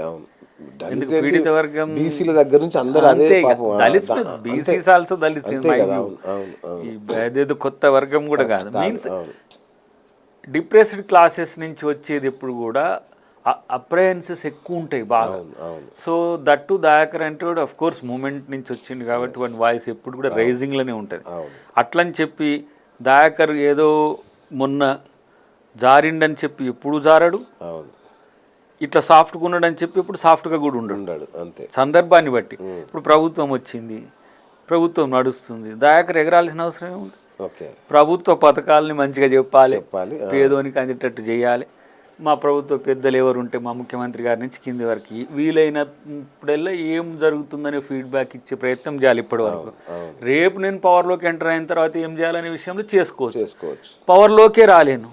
అట్లాంటప్పుడు ఒక మంచి కార్యాచరణను ఎట్లా పార్టీ ప్రభుత్వం ముందుకు తీసుకుపోవాలనే దాన్ని చేయగలుగుతా అంతే. సో నోటి విషయంలో నో రిగ్రెట్స్ ఉండవు అన్నదానికి ఒక అర్థం ఉంటుంది. అక్కడ వెంకటరెడ్డి గారు అన్న దాంట్లో ఆ పదం డిలీట్ చేసుకోవాలి, భావాన్ని డిలీట్ చేసుకోవద్దు, పదాన్ని డిలీట్ చేసుకోవాలి. అది కూడా ప్రజల నుంచి సేకరించింది. దానివల్ల పెద్ద ఇప్పుడు నా ఉన్నతికి అడ్డం కూడా అదే అంటారు చాలా మంది. నిజం కూడా అదే కదా, వాస్తవం కాదా? అవునా? అది కానే కాదు. ఓకే, ఈ సందర్భం వచ్చినప్పుడు చెప్తా, కానీ ఇప్పుడు అవసరం లేదు కాబట్టి. వెంకటరెడ్డి గారితో అంటే ప్రతి ఇంటర్వ్యూలో నేను ఇది చెప్పాల్సి వస్తుంది, కానీ ఆయన ఎప్పుడు కూడా నాకు వ్యతిరేకంగా అంత సీరియస్గా చేయడు. ఆ, జరిగే రాజకీయ పరిణామాలు ఉంటాయి, స్టేట్ లెవెల్ కాంపిటీషన్ ఉంటుంది, ఇంటర్నల్ డిస్ట్రిక్ట్ కాంపిటీషన్స్ ఉంటాయి. బట్ అని చెప్పి నేను ఎప్పుడు దయాకర్ పదవి కొరకు మాత్రమే పాకులాడింది లేదు. లేదు, అవునులే. ఎందుకంటే నేను చూస్తున్నా కదా, నాకంటే ఎన్ని పదవులు, ఒక్కటా రెండా, ఇట్లా ఇక్కడ దాకా వచ్చి ఇక సంబరాలు చేసుకొని స్వీట్లు పంచుకున్నాక కూడా మీ పదవులు ఆగిపోయిన సందర్భాలు. మనం రేపు వస్తేనే ఆప్టిమిస్టిక్ అప్రోచ్లో ఉండాలి. అంటే అసలు దయాకర్లో ఈ ఓపిక సహనం ఉంటుందని ఊహించినవా నువ్వు? నేను అదే అంటున్నా, ఇంత ఓపిక ఏంట్రా బాబు, ఇన్ని ఇట్లా నోటి దాకా వచ్చి వెనక్కి ఇప్పుడు తీస్తుంటే. కూడా నాకు అవకాశాలు పార్టీ ఇచ్చింది తప్పితే దాని కొరకు నేను పోరాడలే. ఓకే, దయాకర్ ఎలిజిబుల్ కాబట్టి ఎమ్మెల్యే సీట్ ఇచ్చేద్దాం. అవును, ఫస్ట్ టైం ఎట్లా ఓడిపోయినామనేది తెలియదు, సెకండ్ టైం ఓడిపోయింది ఎట్లా నాకు తెలుసు. ఓకే, కాబట్టి అది నా ఓటమి కాదు, మళ్ళీ ఇంకా అది కోర్టులో ఉంది, అది తీర్పు ఎప్పుడు వస్తుందో చూద్దాం. ఇక అది ఎట్లా, ఆ తీర్పు వస్తే ఎట్లుంటుంది అంటే చనిపోయిన వ్యక్తికి పూలాలంకరణ చేసి నేను గెలిచిందని వచ్చినా కూడా సరే, అయినప్పటికీ కూడా అది తెలవాలనే ఉద్దేశం. బట్ నేను థర్డ్ టైం సీరియస్గా దయాకర్ ట్రై చేయలేదు. ట్రై చేయడం ఉండదు, దయాకర్కి ఇవ్వాలనుకుంటే పార్టీ డెఫినెట్గా ఇచ్చేది. నాకు అదే అన్న, ఇప్పుడు నీ కోసం అంటే నిలబడ్డ ఒక మహానాయకుడు ఉన్నాడు, బాస్ ఉన్నాడు, బాస్ మిమ్మల్ని నడిపిస్తున్నాడు, మీకు ఖచ్చితంగా రావాలి. 2 సార్ల త్రుటిలో 1000, 2000 అంతేగా. మొదటిసారి 1000, రెండోసారి 2000 ఓట్లు. నారోలో ఖచ్చితంగా ఈసారి కాంగ్రెస్ హవా ఉంది, ఖచ్చితంగా గెలుపు నల్లేరు మీద నడక మీకు ఈసారి. అసలు ఫస్ట్ ఆయననే, మీరు మా బాసే, నాకేం కంటెస్ట్ చేయాలని కూడా లేకుండే వాస్తవానికి. ఇక నువ్వు హాయిగా ఎంజాయ్ చేసుకుంటుండు, మేము కొట్లాడతాము, నువ్వు ఎందుకు సీరియస్గా లేవంటే ఆయనకి ఇంత కాంపిటీషన్, ఈ కన్స్టెంట్స్. నేను ఎప్పుడు కూడా నేను జనం కొరకు కొట్లాడేటప్పుడు ఎవరిని అడగా, ఎవరికి చెప్పా, మంచి చేసడానికి ఎవరికి చెప్పా. కానీ నా కోసం నేను కొట్లాడడం చాలా తక్కువ. నాకు ఇది కావాలని కొట్లాడడంలో నాకు ఆ వీక్నెస్ ఉంటుంది, నా డిఎన్ఏ డిఫెక్ట్ అది, మా డాడీ నుంచి వచ్చిన. అంటే మనం ఎంతసేపటికి మనం ఏం చేస్తామని ఆలోచిస్తా తప్పితే నాకేమొస్తుందని సెకండరీగా పెట్టుకుంటా. రేపటి రోజు ఇప్పుడు మా బాసే సీఎం, మా బాసే ఆ రోజు పిసిసి, ఆయన నువ్వు సీరియస్గా ట్రై చేస్తలేవు, నీకు ఇంటెన్షనల్గా ఏమైనా వెనకకు పోవాలని ఉందా ఇట్లా అన్నప్పుడు కూడా నేను చెప్పిన, నేను నా ప్రయత్నం నేను చేస్తా, మీరు సహకరించండి, రాకుంటే పెద్ద సీరియస్గా తీసుకోకూడదని చెప్పిన ముందే. తర్వాత ఉన్నాయన్నీ కూడా నాకు కబడ్డీలు వచ్చినాయి చుట్టూ, ఆ టికెట్ రాలే, అయినా కూడా నేనేం ఇమ్మాచ్యూర్గా అది ఉంటే ఉండు లేకపోతే లేదు టైప్ ఏమి ఉండవు. ఎందుకంటే అది నా వ్యక్తిగత, దయాకర్ పదవి కొరకు ఎంత దిగజారుతుండేం రా అని సమాజం అనుకోవద్దు, నా మీద ఒక అంచనా ఉంది. కాబట్టి అప్పుడు ఎంత మెచ్యూర్గా బిహేవ్ చేయాలనో నాకు ఆ టైంకి అది వచ్చింది. చూసిన ఒకప్పుడేమో స్టేజ్ మీద ఎగిరిన దయాకర్ మంచిగా ఒక వీడియో పెట్టిండు, మీకు ఇచ్చిన అభ్యర్థిని గెలిపించి రాహుల్ గాంధీకి, రేవంత్ రెడ్డి గారికి నేను గిఫ్ట్ ఇస్తా అని చెప్పిన, 55,000 మెజారిటీతో గెలిపించినాం, సామ్యుల్ గారిని ఎమ్మెల్యేకి ఇచ్చినాం. అన్న మీరు అది మీ మంచితనం అని మీరు అనుకుంటున్నారు. మాకు బయట నుంచి చూస్తే కనబడే సినిమా చెప్తాను నేను, ఇది కోమటిరెడ్డి ఇలాకా. ఇక్కడ ఆయన చెప్తే తప్ప చీమ కదలడానికి వీల్లేదు, దోమ ఎగరడానికి వీల్లేదు. కాబట్టి ఇక దయాకర్ అన్నకి భవిష్యత్తు లేకుండా చేసేస్తారు వీళ్ళు, ఇక రాదు, అందుకే ఇవ్వలేదు. కాబట్టి ఆయన కూడా ఇక ఓటమిని ఒప్పుకొని మరి ఇక ఇట్లాంటి ప్రకటన చేయకపోతే ఏం చేస్తాడు? ఇది లేదు, ఆడ జరిగిందంటే ఇప్పుడు లోకల్గా దామోదర్ రెడ్డి గారు చాలా పవర్ఫుల్ లీడర్. అప్పుడు ఎంపీగా మాకు కోమటిరెడ్డి వెంకటరెడ్డి గారు, తర్వాత ఉత్తమ్ గారి ఓన్ జిల్లా అది, తర్వాత ఓన్ ప్లేస్ కూడా తుంగతుర్తే తన పూర్వీకులది. ఒకరి ప్రమేయం ఒకటి ప్రభావం ఏమి ఉండదు. పార్టీ సీటు గెలుపు ఒకటి, రెండవది దయాకర్ను కాంట్రాలకు దించడం అవసరమా అని కూడా అధిష్టానం ఆలోచిస్తుంది కదా, ప్రత్యామ్నాయం వినియోగించుకోవచ్చు కదా అని. అది వాళ్ళ నిర్ణయమే. ఏజీసీ పెద్దల ఏమంటారు మీటింగ్లోనే జరిగిన నిర్ణయం అది. దయాకర్ను హోల్డ్ ఆన్ చేయండి, నష్టమైంది ఊరుకుంటాడు మన పిల్లగాడు, అట్లా జరిగిన నిర్ణయం అది. కాబట్టి నేను ముందే కొన్ని టీవీలకు, కొన్ని మీడియా మిత్రులకు కూడా చెప్పిన, వస్తే ఏంది ధన్యవాదాలు, రాకుంటే అధిష్టానం నిర్ణయం శిరోధార్యం అని చెప్తా. ఈ 2 డైలాగులు కూడా చెప్పి నేను మెంటల్లీ ప్రిపేర్డ్. కాబట్టి ఇవన్నీ కూడా రాజకీయాల్లో అవకాశాలు వస్తాయి పోతాయి, గెలుస్తారు ఓడుతారు, కానీ మన వ్యక్తిత్వాన్ని మన యొక్క ఆలోచనను ముందుకు తీసుకుపోవడమే నా లక్ష్యంగా ఉంటుంది. Right. Dayakar accidental politician, actual politician కాదు కదా, అవును మూమెంట్ టర్న్ లీడర్ కదా. అవును. రేపు ఇంకా టర్న్ రావచ్చు, రేపటి రోజు మనది. రైట్. చిన్న పిల్లలమే కదా, ఏం పెద్ద అప్పుడే ఆతృత పడిపోయి ఆదుర్ద పడిపోయి వామ్మో నాకు రాలేదు, ఆయన అట్లా ఈయన ఇట్లా ఆయన అట్లా అని మళ్ళా నోటి ఏమంటావు దయాకర్ రాకపోతేనే మంచిది, ఈ నోటి దూలగాడు ఎట్లా ప్రోటోకాల్ లేకపోతే ఇట్లున్నాడు, వస్తే ఇంకేం చేస్తాడు అనేది ఉంటదేమో. బట్ బ్రదర్ ఒక్కటి, పదవితో కొత్తగా దయాకర్కి వచ్చేది ఏమొస్తుంది ఆ పదవి వస్తుంది అంతే. దయాకర్ ఆ పదవితో ఆ పదవికి వన్నె తెచ్చే పని చేస్తాడు తప్పితే ఆ పదవితో కోట్లు సంపాదించి ఓ బంగళాలు కట్టి లేకపోతే ఏదో నేను అంబానీ అదానీలు అయ్యేది ఏం లేదు, ఆలోచన లేదు కూడా. కానీ నేను అంబేద్కర్ను గాంధీని ఫాలో అయితే చాలు అంతే, లేదా మదర్ తెరీసాను అబ్రహం లింకన్ను. నా మోడాలిటీస్ వేరు, నేను రాజకీయ నాయకుని అయితే నా ఐడియాలజీ వేరు.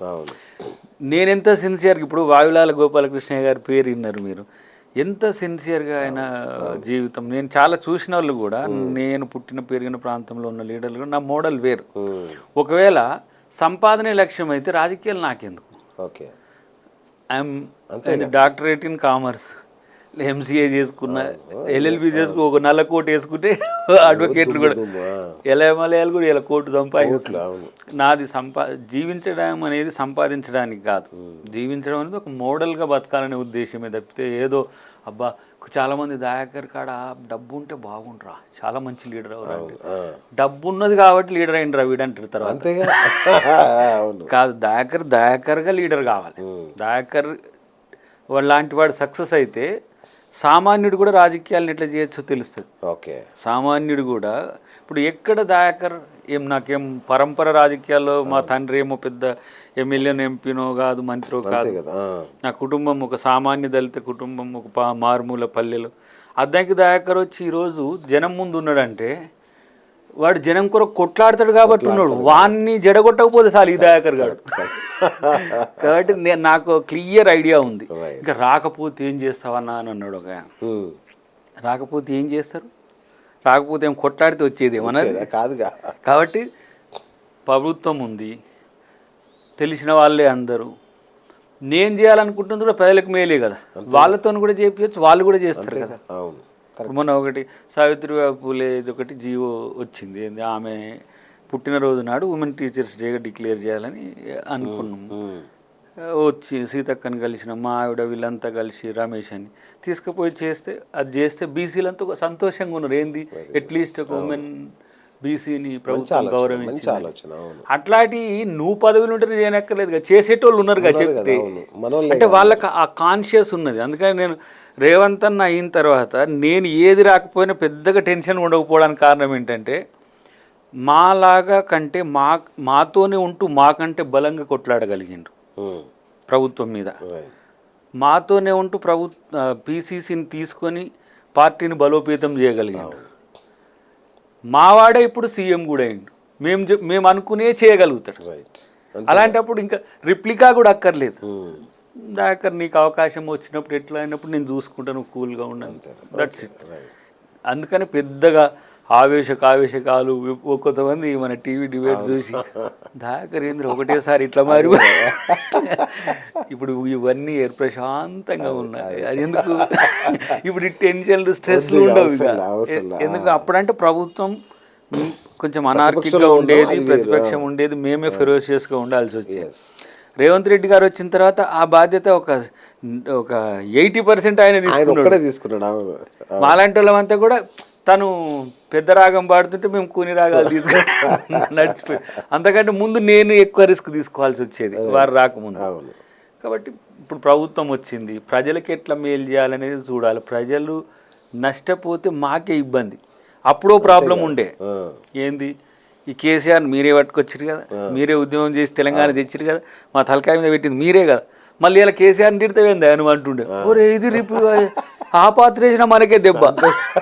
ఓ రోజు మహబాద్ పోతే కోదండరామ్ నన్ను ఒక ఆయన అంటుండు, ఇప్పుడేమో కేసీఆర్ని తిడుతుండ్రు, ఆయన కేసీఆర్ ఎమ్మడి తిరిగింది మీరే కదా అని. కదా. కాబట్టి ఇప్పుడు కూడా ఈ ప్రభుత్వం రావడానికి మా వంతు పాత్ర ఎంతో కొంత ఉన్నప్పుడు బాధ్యత కూడా ఉంటుంది. రైట్. మీరు మనం అధికారంలో ఉంటేనే కాదు. కరెక్ట్. కాబట్టి ఆ ప్రభుత్వాన్ని అటువైపు నడిపే దిశగా ముఖ్యమంత్రి గారు తీసుకుంటున్న చర్యలతో పాటు మేము జనానికి వస్తున్న సమస్య ఏంటని కనుక్కొని ప్రభుత్వానికి తెలియజేస్తే అది కూడా మంచి పని. రైట్. అన్న లోకల్గా మీ మీద ఒక 2 కంప్లైంట్స్ ఉన్నాయి. అన్న ఎక్కువ ఉండడు నియోజకవర్గంలో, లోకల్ పబ్లిక్తో అంతగా మమేకం అవ్వడు, ఎప్పుడు ఇక్కడే ఉంటాడు. అసలు నిజంగా చెప్పాలంటే తుంగతుర్తిలో నేనున్నది చాలా తక్కువ. నేను పుట్టింది తుంగతుర్తి. ఇప్పుడు ఆంధ్రప్రదేశ్ అని మనం ఎట్లా అడ్రస్ రాసుకున్నామో నీ నియోజకవర్గం ఏంటంటే నా ఊరితో పాటు నేను తుంగతుర్తిలోనే పుట్టి పెరిగి ఉన్నోని. అది ఎస్సీ అయిన తర్వాత మా ఊరు సూర్యాపేటకు పోయింది, పూర్తి మండలం సూర్యాపేటకు వచ్చింది, ఇది ఇటు వచ్చింది. కానీ మా నాన్నగారి పూర్వీకులంతా కూడా తుంగతుర్తి నియోజకవర్గం. నేను చదివింది తుంగతుర్తిలో, మీన్స్ నూతన్కల్. నేను ఫస్ట్ టైం టికెట్ తీసుకొచ్చిన నేను లోకల్ అని నాకు ఇచ్చిండ్రు. కానీ తుంగతుర్తిలో కాదు, సూర్యాపేటలో ఉండడమే 20 years నుంచి లేను. ఎప్పుడు 2004 నుంచి 92 నుంచి హైదరాబాదే. కానీ 24 నుంచి మొమెంటంలో ఉండబట్టి పూర్తిగా కంప్లీట్గా ఇంటికే మా అమ్మనే మర్చిపోయిన ఒక రకంగా చెప్పాలంటే. అప్పుడప్పుడు నేను ఒకదాన్ని ఉన్నాను చూడరా బాబు అంటున్నా. తర్వాత మా డాడీ 2011లో చనిపోయింది. అప్పటి నుంచి కూడా అసలు ఇంటి వైపు కూడా తక్కువే, ఇల్లు కూడా. నేను తుంగతుర్తికి పోయేది కానీ ఇంటికి పోకపోయేది, కాన్స్టిట్యున్సీకి పోయేది కానీ ఇంటికి పోకపోయేది. నా కార్యక్షేత్రం ఏంటో తుంగతుర్తి. 2014 to 18 దాకా. 18 ఓటమి తర్వాత చాలా తక్కువ, 10-12 సార్లు, అది కూడా అకేషనల్గా. దానికి కారణాలు 2. ఒకటేమో అంతర్గతంగా ఉండే అంశాలు, రాజకీయ అంశాలు, వాటిలలో నేను జొరబడను. తర్వాత అక్కడ ఇసుక పంచాయతీ ఒకటి ఉంటుంది, నేను ఈ పనికిరాని పంచాయతీలలో వాళ్ళు తెచ్చుకొని వాళ్ళు తెచ్చుకుంటారు. కానీ నేను వాడు ఎవడో వచ్చినోని కూడా నేను తిట్టి పంపిస్తే ఎవడన్నట్టు వస్తే సరే, అది ఒకటి, అది కూడా చెప్తా. కానీ ఇప్పుడు ఇక్కడ దామోదర్ రెడ్డి గారు చీఫ్ గార్డియన్ ఆడ తుంగతుర్తికి, ఆయన సూర్యాపేట ఉన్నా కూడా వారు ఉన్నారంటే 90% ప్రొటెక్షన్ ఉంటుంది. అటువైపు ఫస్ట్ టైం వెంకటరెడ్డి గారు, ఫస్ట్ టైం రాజగోపాల్ రెడ్డి గారు ఉండే, తర్వాత వెంకటరెడ్డి గారు ఎంపీ అయిన తర్వాత వీళ్ళిద్దరు జైంట్స్. మనకంటే వాళ్ళ దగ్గర ఎక్కువ అకామిడేట్ అవుతారు జనం. నాకు వెంకటరెడ్డి అంటే కోమటిరెడ్డి ఫ్యామిలీతోని దామోదర్ రెడ్డి ఫ్యామిలీతో సఖ్యత ఉండాలంటే నేను వీళ్ళిద్దరిని డిస్టర్బ్ చేయొద్దు. ఇది నా పాలసీ ఎప్పుడు కూడా. కాకపోతే ఇటుంటే ఇటు, ఇటుంటే ఇటు కొన్ని ఉంటాయి కాబట్టి నేను ఎటు ఉండకుండడం వల్ల నువ్వు ఎటు లేవని పోయింది నాకు. 18 తర్వాత కొంచెం అది ఎక్కువైంది. సో అమ్మ నేను తుంగతుర్తి సందులనే నా రాజకీయ జీవితం అయిపోయేటట్టుంది, ఎంత న్యూట్రల్గా ఉంటే అంత మంచిదని నేను సెట్ బ్యాక్ అయినా. కాబట్టి అందుకనే చాలామందికి ఏంటంటే తుంగతుర్తిలో ఇప్పుడు ఫర్ ఎగ్జాంపుల్ మన దొంతి మాధవరెడ్డి గారు ఉంటారు Narsampet, every day transactions with people only, ఆయన బిజినెస్ పీపుల్. అట్లా నేను చాలా మందిని చూస్తాను. అఫ్ కోర్స్ ఉత్తమ్ గారు ఇంత బిజీగా ఉన్నా, బట్టి గారు ఇంత బిజీగా ఉన్నా, వాళ్ళు కాన్స్టిట్యున్సీతో ర్యాపో ఉంటుంది. నేను కాన్స్టిట్యున్సీకి ఒక రకమైన ప్రిన్స్ నేను, అంతే. అంటే యువరాజు లాగా ఇటు విలేజన్ అన్నట్టు వాళ్ళజన్ ఇప్పటికీ అంతే. సామ్యుల్ గారు ఎమ్మెల్యే అయినా, ఇప్పుడు ఎమ్మెల్యే గారు సామ్యుల్ గారు ఉన్నా నా దగ్గరికి వాళ్ళు రెస్పాన్సిబుల్గా వస్తారు, అంతే. నువ్వు చేయాల్సిందే అంటారు, చేయగలిగినవి చేస్తాం.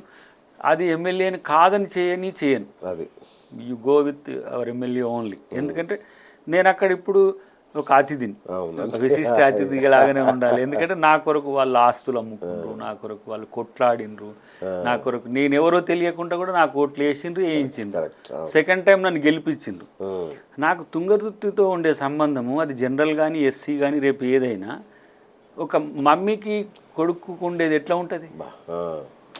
ఇప్పుడు నేను పుట్టిన తుంగతుర్తి అయినప్పుడు నాకు తుంగతుర్తికి ఉండే బంధము బర్త్ రైట్, దాన్ని ఎవరేం చేయలేదు, అమ్మకు కొడుకు ఉండేది. కాబట్టి నేను ఆ మీటింగ్లో కూడా అదే చెప్పిన, ఈరోజు ఎస్సీ కాబట్టి అది కాన్స్టిట్యున్సీకి నేను గతంలో పోటీ చేసిన కాబట్టి బాధ్యత, రేపు అది జనరల్ కాగానే వాళ్ళ బాధ్యత అని ఉండదు, నా లైఫ్ టైం బాధ్యత ఉంటుంది. ఎందుకంటే దట్స్ ఇట్. అమ్మని నువ్వు ఎప్పుడు కూడా వదిలేసిన బంధం వదిలిపోదు అట్లా. దాన్ని కొంతమంది వేరే అర్థం చేసుకుంటారు. ఇసుక విషయానికి వచ్చినప్పుడు ఇసుక అనేది ఎప్పుడైతే రాజకీయ నాయకుని లైఫ్లో వస్తుందో మన బతికి ఇసుకే. ఒక రకంగా జగన్ అక్కడ ఒక రకంగా ఇబ్బంది పెట్టింది. ఆ కాంట్రాక్టర్లు నాకు దగ్గరికి వచ్చినా కూడా రానియకపోయేది. సార్ అందరికి ఇట్లా చేయాలనుకుంటున్నాం సార్, మీకు చేయాలి సార్ అంటే నో. రేపు నేను ఇసుక కోసం ప్రజల తరపున పోరాడాల్సి వచ్చినప్పుడు నా గొంతు లేవదు. అంతేగా. నువ్వు వాళ్ళ గురించి ఇదని కాదు కూడా నువ్వు లేపలేదు అనేది కంప్లైంట్. లేపలేదు. గాదర్ కిషోర్తో నీకున్న బంధం గురించి చాలా రకరకాల. గాదర్ కిషోర్ ఇప్పుడు వాస్తవానికి ఏంటంటే నా ప్రత్యర్థి కాదు, నా శత్రువు కాదు. ఎందుకంటే నన్ను ఓడగొట్టింది తను కాదు, గెలిచింది తను కాదు. ఎవరు ఓడిండగొట్టిండ్రు ఎవరు గెలిచింది నాకు తెలుసు. అందులో మనోడు నా జూనియర్ మూమెంట్లో కూడా. అక్కడ లోకల్ రాజకీయాల్లో కొంత అండర్స్టాండింగ్ పాలిటిక్స్ ఉండేవి. ఓకే. నా టార్గెట్ XYZ వాళ్ళు ఎవరు మనకు శత్రువుగా ఉండడానికి ప్రయత్నం చేసిర్రు, ఎవరు ప్రత్యర్థి చేయడానికి చేసిర్రు నాకు తెలుసు. కాబట్టి పాపం తన ఇప్పుడు కిషోర్ నని కూడా లాభం లేదు. ఇప్పుడు కేసీఆర్నే ఈడ వదలని దయాకర్ కిషోర్ని ఎందుకు వదులుతాడు? అదే కదా ఇప్పుడు సమస్య. అక్కడ లోకల్ లీడర్షిప్ 2-3 లేయర్లు ఉన్నాయి, చాలా గట్టిగా వాళ్ళు చేసిండ్రు. ఆ సందర్భంలో కొన్ని సంఘటనలు జరిగినప్పుడు దయాకర్ రెస్పాండ్ కాలేదనే విమర్శ కూడా ఉండే. కానీ లోకల్ పాలిటిక్స్ కలిగం పులిగం ఉన్నాయి. ఎక్కడ వేరు ఏడ ఉందో, ఇక్కడ ఏడ ఉందో, ఏడ ఇట్లా ఇట్లా ఉంటుండే. కాబట్టి కొంచెం దాంట్లో గుంబనంగా ఉండడం వల్ల ఈ విమర్శలు వచ్చినాయి. బట్ నా దృష్టిలో సోబర్గా నిజం నిలకడ మీద తెలుస్తుంది కదా. రైట్.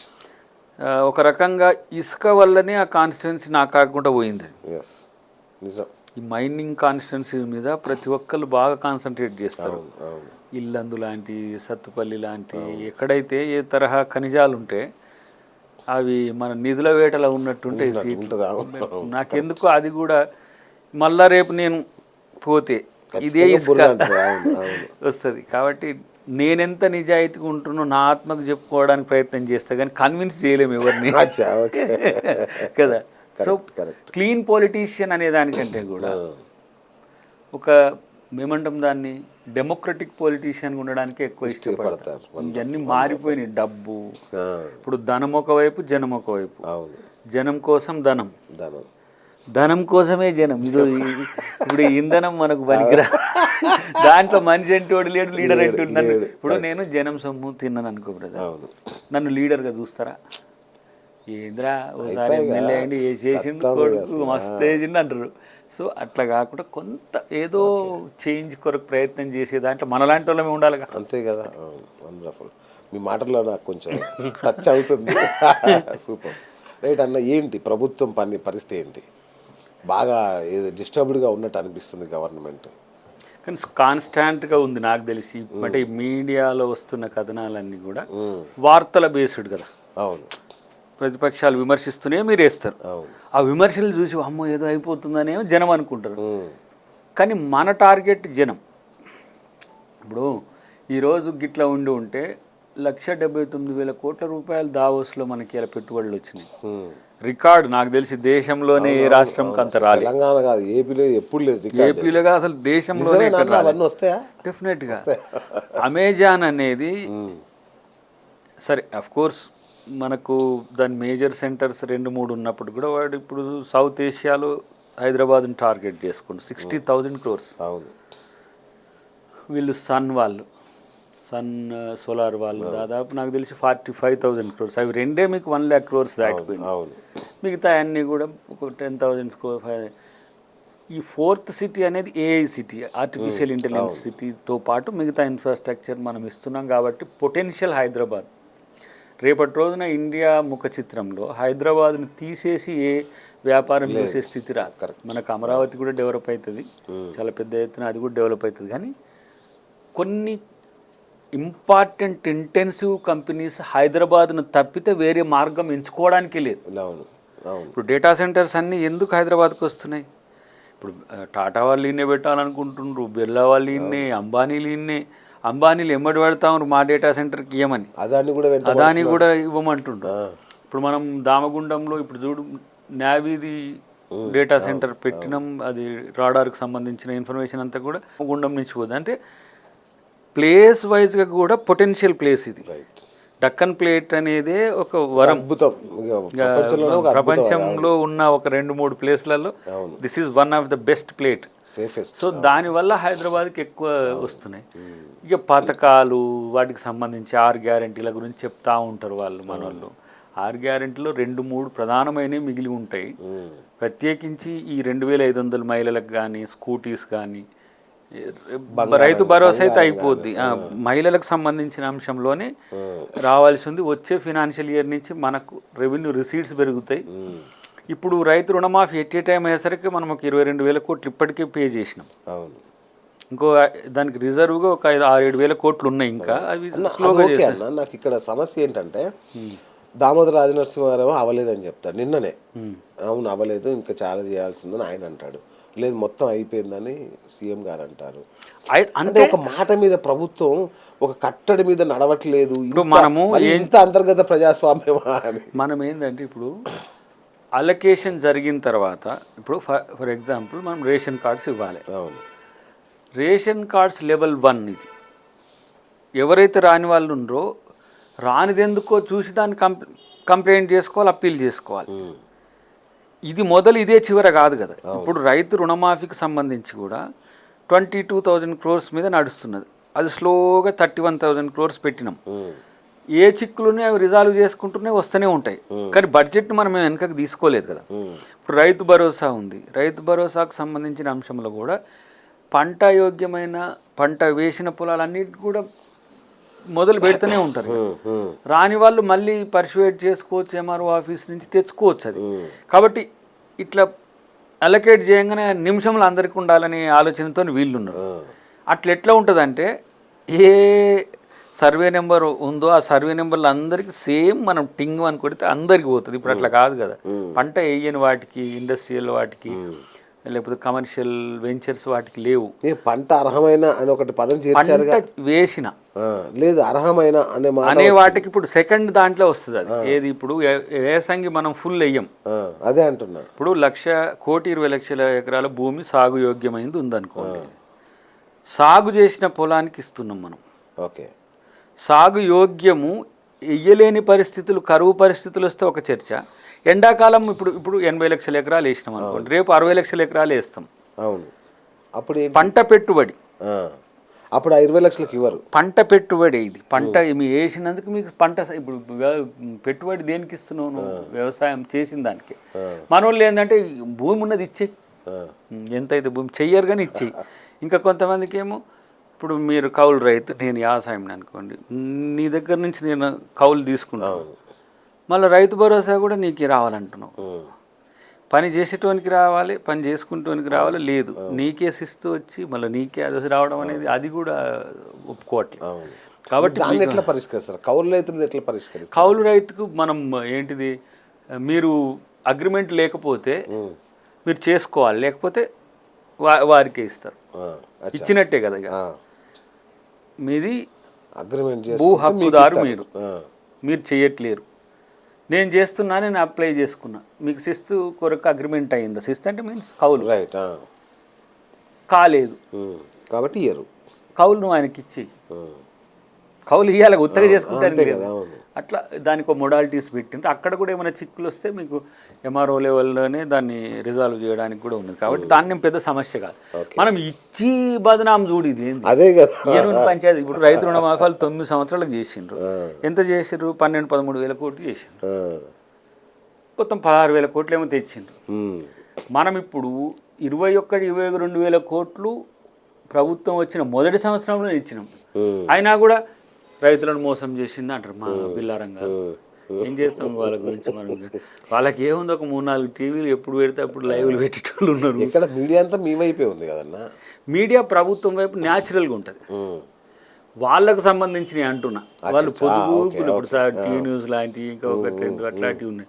పొదుగుకులు ఊగదంపుడు అదే ఇప్పుడు మనకేంది బైబిల్ ఛానల్ అనగా పొద్దుగా లేస్తే బైబిల్ చదివే ఉంటాయి. భక్తి ఛానల్ ఎప్పుడు భక్తికి సంబంధించి అట్లా పొద్దుగాలు లేస్తే వాళ్ళకు టీఆర్ఎస్ ఛానల్లే ఉంటాయి. వాళ్ళు అంటే వాటిని పట్టించుకోవద్దు. జనరల్గా ఇప్పుడు వాళ్ళు విమర్శించే దాంట్లో ఏమన్నా మంచి అంశాలు ఉన్నాయి, సప్పును ఏరుకోవడం, దాన్ని మంచి చేసి పడేయం చేసి దాన్ని పెద్ద సమస్య ఏం లేదు. మనం గమనించలేదు ఒక అంశం, వాళ్ళు మన దృష్టికి తీసుకొచ్చింది. కానీ అన్న నిజం చెప్పండి, అంటే ఒక్క రేవంత్ అన్న తప్ప అప్పుడప్పుడు మీ గొంతు తప్ప ఆయనకు మద్దతుగా మిగతా మంత్రులు కానీ నాయకులు కానీ ఎవరు గొంతు విప్పని పరిస్థితి. అంటే వాళ్ళ చుట్టూ ఒక కొఠారి ఏర్పాటు చేసుకున్నారు. వాళ్ళే ఉంటారు, వాళ్ళే మొత్తుకుంటారు. వాళ్ళకు స్పందించాలంటే మా వాళ్ళకి ఇబ్బంది. ఇప్పుడు హరీష్ రావు మాట్లాడతాడు, కేటీఆర్ మాట్లాడతాడు, అప్పుడప్పుడు కవిత మాట్లాడతాడు. ఇక మిగతా ఉంటే శ్రవణ్ గారు లేకపోతే ప్రశాంత్ రెడ్డి గారు ఇల్లే ఉంటారు, జగదీష్ రెడ్డి గారు ఇల్లు ఉంటారు. కానీ మేజర్గా మీరు మీడియా స్పేస్ వీళ్ళిద్దరే బాబుబామారులే. ఇది వీళ్ళకి రోజు ఏం స్పందిస్తారు? వాళ్ళకు రోజుకి అదే పాట. ఇక మళ్ళా ముఖ్యమంత్రి గారు స్పందించాల్సి వస్తుంది కదా. ముఖ్యమంత్రి గారు అంశాల పట్ల స్పందించేంత వరకు, ఆయన మళ్ళీ స్పందించేంత వరకు దానికి తిప్పికొట్టిన కదా. ఇప్పుడు ఆయన స్పందించేవే స్పందిస్తున్నాడు, మిగతా వాటిలలో స్పందించట్లేడు. అట్లాంటి విషయాలు వచ్చినప్పుడు ప్రజలకు చెప్పాల్సి వచ్చినప్పుడు మాలాంటి వాళ్ళము లేకపోతే విప్పులు కొన్నిసార్లు మన పొన్నం గారు కూడా బాగానే, శ్రీరబాబు గారు వాయిస్ వినబడట్లేదు అన్న. వినబడుతుంది అంటే వాళ్ళు ఇప్పుడు వీళ్ళలాగా మాట్లాడరు, వాళ్ళు వ్యవహారిక భాషలో ఉంటారు కాబట్టి మాట్లాడరు. కొంచెం కరుకుగా జనానికి చురుకుగా తాగేటట్టుగా చేయరు. మేమంటే గట్టిగా వేస్తాం కాబట్టి. ఇంకోటి అలవాటైన వాయిస్ కాబట్టి ఏం మాట్లాడిన దాకరని మీరు కూడా అలర్ట్ అవుతారు. అంతే కదా. అట్లా కొంచెం మేము వినబడుతుంటాం అప్పుడప్పుడు. ఇక చాలాసార్లు విమర్శలు కూడా ఎదుర్కొంటా, అబ్బా నీకు ఏం చేసినట్టు చెప్తున్నావు అని అంటుంటారు. కానీ చేస్తే ఒక తీరుగా, చేయకపోతే ఒక తీరుగా నై చెల్తా. Dayakar always same pinch. వస్తే మంచిది, వచ్చిన ఆగేది లేదు, రాకున్న ఆగేది లేదు. అన్నిటికంటే ఎక్కువ పార్టీ కొరకు నా అవసరం భవిష్యత్తులో నేను వెచ్చించాల్సిన సమయం ఇంకెక్కువ ఉన్నది 29 తర్వాత. ఎందుకంటే భాజపా కేంద్రకంగా జరగబోతున్న రాజకీయాల్లో మా లాంటి వాళ్ళం పార్టీకి సమర్థిస్తారా జమిలీని? అదొక ట్రాష్. జమిలీ వచ్చేస్తుంది కదా, పౌరాలకు ఉంది. జమిలీతోనే కమిలిపోద్దేమో కమలం. అంతేనా? బాగుంది. చెప్పలేము. ఇప్పుడు భస్మాసురుడు ఏం చేసిండు? మంచి అస్త్రం. ప్రజలు దీవించి మిమ్మల్ని పరిపాలించరంటే రాజ్యకాంక్ష, సామ్రాజ్యవాద కాంక్ష, రాజకీయ స్వార్థం తప్పితే భాజపాలో నాకు కొత్తగా ఏం అనిపించదు. ఇప్పుడు ఇన్ని రకాల సమస్యలు ఉన్నాయి. ఇప్పుడు మనం ఆ సమస్యల పట్ల వాళ్ళకు కమిట్మెంట్ లేదు. వాళ్ళు ఏం చేస్తుండ్రో వాళ్ళు చెప్పరు. కానీ అక్కడక్కడ రాష్ట్ర ప్రభుత్వాలు, కాంగ్రెస్ బీజేపీ ఇతర ప్రభుత్వాలు వచ్చిన మీద వీర్షపడతారు వాళ్ళు. మరి నువ్వేం చేస్తున్నావు అని అంటే లేదు, ఏముండదు. ఇది ఓన్లీ పొద్దుగాలు లేస్తే ఇక వాళ్ళది ఏదో ఒక సోది. దేశ ప్రజలకు రేపు ఆర్థిక మాంద్యం వచ్చినాక భాజపా వాళ్ళు ఏం జరుగుతుందో తెలుస్తుంది. కానీ అంతకంటే ఎక్కువ ప్రమాదకరమైన ఏంటంటే ఈ మతాల ఘర్షణకు పోకుండా దేశాన్ని కాపాడుకోవాల్సిన అవసరం ఉంది. కానీ ఆ విభజన స్పష్టంగా జరుగుతున్నట్టుంది. ఆ పోలరైజేషన్తో వాళ్ళకు వచ్చే నష్టం ఏం లేదు, వాళ్ళకి రాజకీయ ప్రయోజనం కలుగుతుంది. ఇప్పుడు మహాకుంభ్ అనేది అందరం చేసుకునేది కదా దేశంలో, ఇప్పుడు కాదు కదా. మీరు స్వాతంత్రం కంటే ముందు కూడా 1850s అంతకంటే ముందు కూడా ఈ ప్రయాగ్రాజ్లో జరిగేది అసలు ఏ పార్టీకి సంబంధం ఉండదు. మీరు ఇప్పుడు ఆ మహాకుంభ్ చూస్తే అది బీజేపీది అయినట్టు అవుతుంది. దాదాపు 25 కోట్ల మంది అంట. 25 కోట్ల మంది కాదు, వచ్చేసరి 40 కోట్ల మంది కూడా వస్తారు. కానీ అది బీజేపీ మహాకుంభ అవుతుంది. కరెక్ట్. అంటే భారతదేశ మహాకుంభ కావట్లేదు. అవును. కాబట్టి వాళ్ళు ఏంటంటే మన పండుగలను, మన ఆచారాలను అంతా బీజేపీ ఓన్ చేసుకునే పని అంతే తప్పితే బీజేపీకి వాళ్ళకి ఏమంటే మా ప్రభుత్వం ఉంది అంటారు.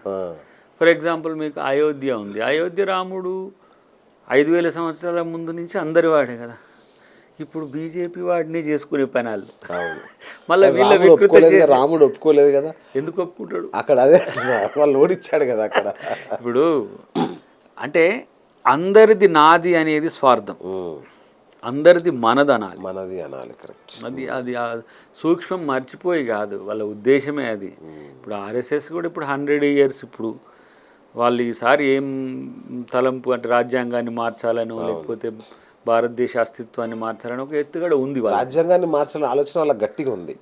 ఎందుకంటే ఇప్పుడు హెడ్గేవర్ గారు మన తెలుగుకు సంబంధించిన ఆయనే, తెలుగుతో ఇప్పుడు మరాఠా మన కేశవరావు హెగ్డే ఆయన తెలుగుకి ఎలా సంబంధం?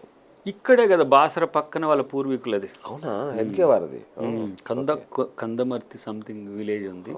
అక్కడ కూడా పెద్దది కడుతున్నారు ఆయన స్మారకం లాంటిది.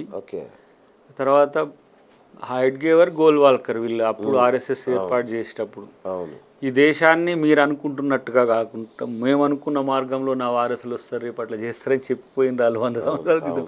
ఇప్పుడు 1925 నుంచి 2025 100th year హిందూ స్టేట్ చేయాలనే ఆలోచన ఉంది వాళ్ళకి. ఇది హిందూ స్టేట్.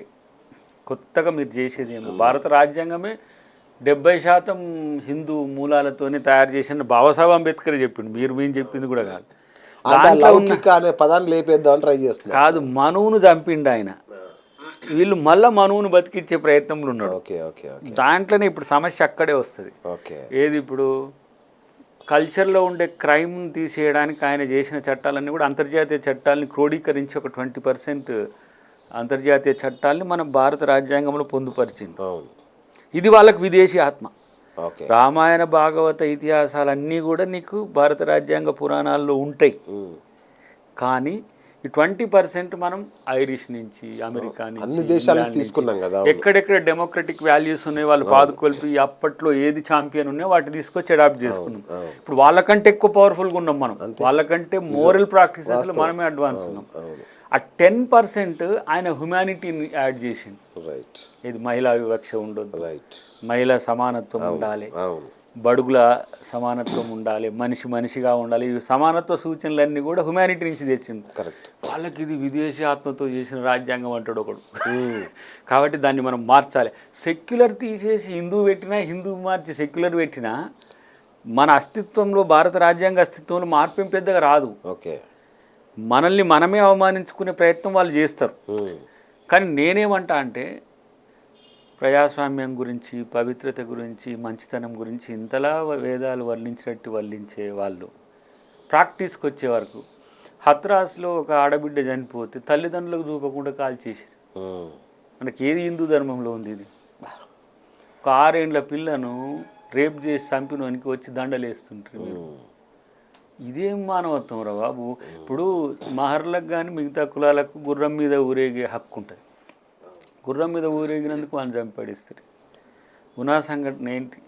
పీడితుల పట్ల దాడులు జరుగుతుంటే మోడీ ఏడుస్తాడు తప్పితే ఏం చేయలేడు పాపం. మళ్ళా 56 ఇంచుల ఛాతి అంటాడు మావాడు కాక.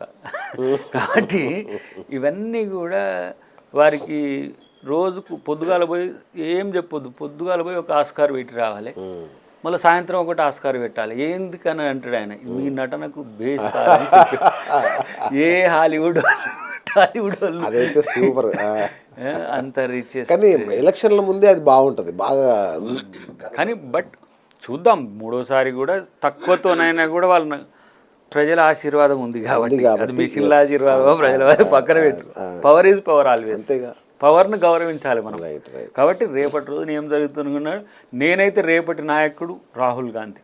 రాహుల్ గాంధీ ఐడియాలజీకి చాలా సింక్ అవుతాను. ఇప్పుడు ఇక్కడ రేవంత్ అన్నకి ఎట్లా తెలంగాణ రాజకీయాల్లో నేను ఎట్లా సింక్ అవుతాను, రాహుల్ గాంధీ చేసే పోరాటము అది నేనే చేయాలనుకుంటోంది కాబట్టి తనే చేస్తుంది. కాబట్టి మేము ఇంకా ఊతాం ఇంట్లో సేమ్ ఆయన పెద్ద పాట పాడుతుంటే మేము పోయి రాహుల్ సింక్ అయింది. కానీ రాహుల్కు రేవంత్కి సింక్ అయిందా? అవుతుంది.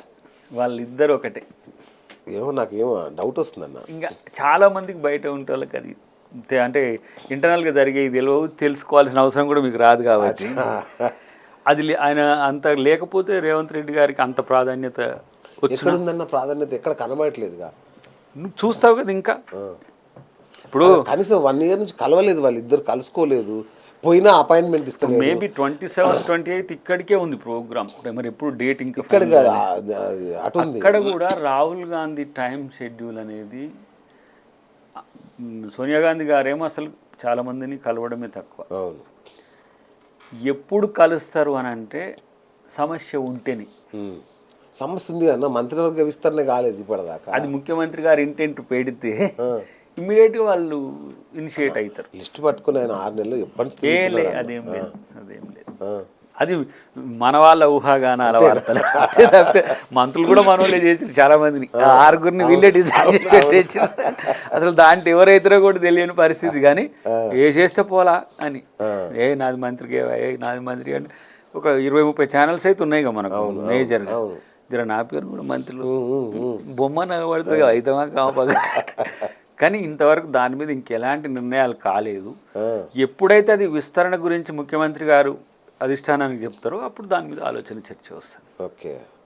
అంటే రాజగోపాల్ రెడ్డి వాళ్ళు ఏమైనా భయపడుతున్నారు? రాజగోపాల్ రెడ్డికి ఏమైనా భయపడుతున్నాడా సీఎం?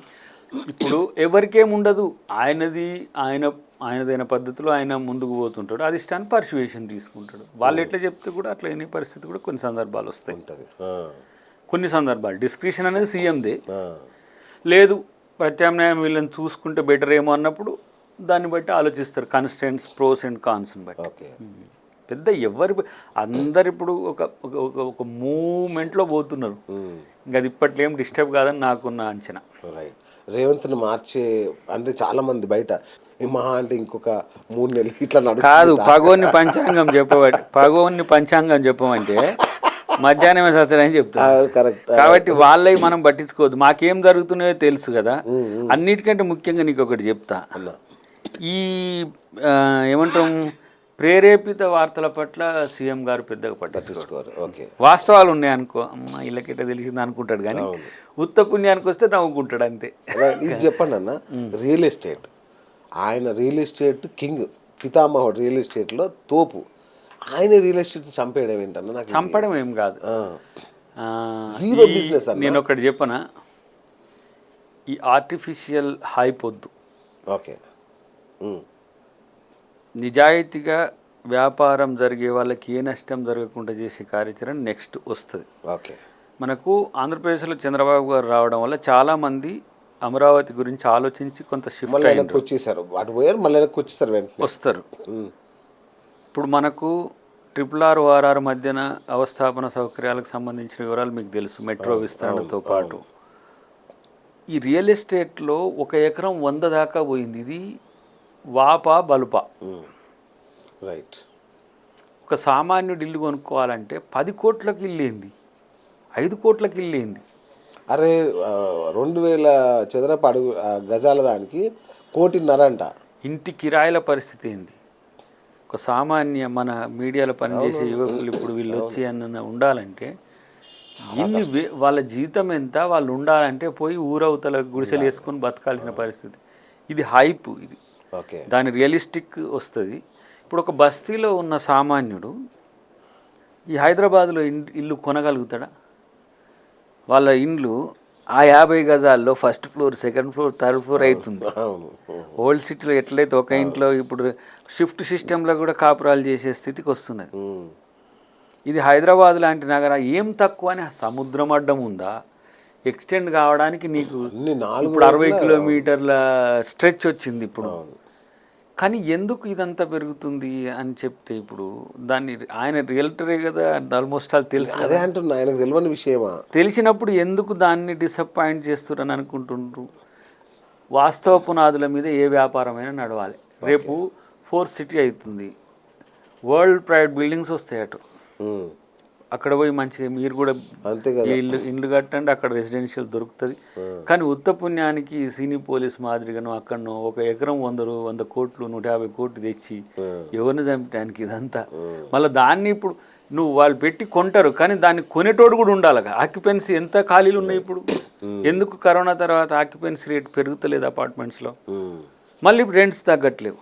సో దీన్ని ఈక్విలిబ్రియం చేస్తారు. రెండవది, మూసీ పరివాహక ప్రాంతం అంతా కూడా కమర్షియల్ జోన్ అవుతుంది రేపు. ఏదైతే మనం సాకారం అవుతుందా? జనంలో ఇంత డెఫినెట్గా అవుతుంది. ఇప్పుడు అది వస్తే ఇంకా మరింత మీరు 3 లక్షల కోట్ల పెట్టుబడులు వస్తాయి.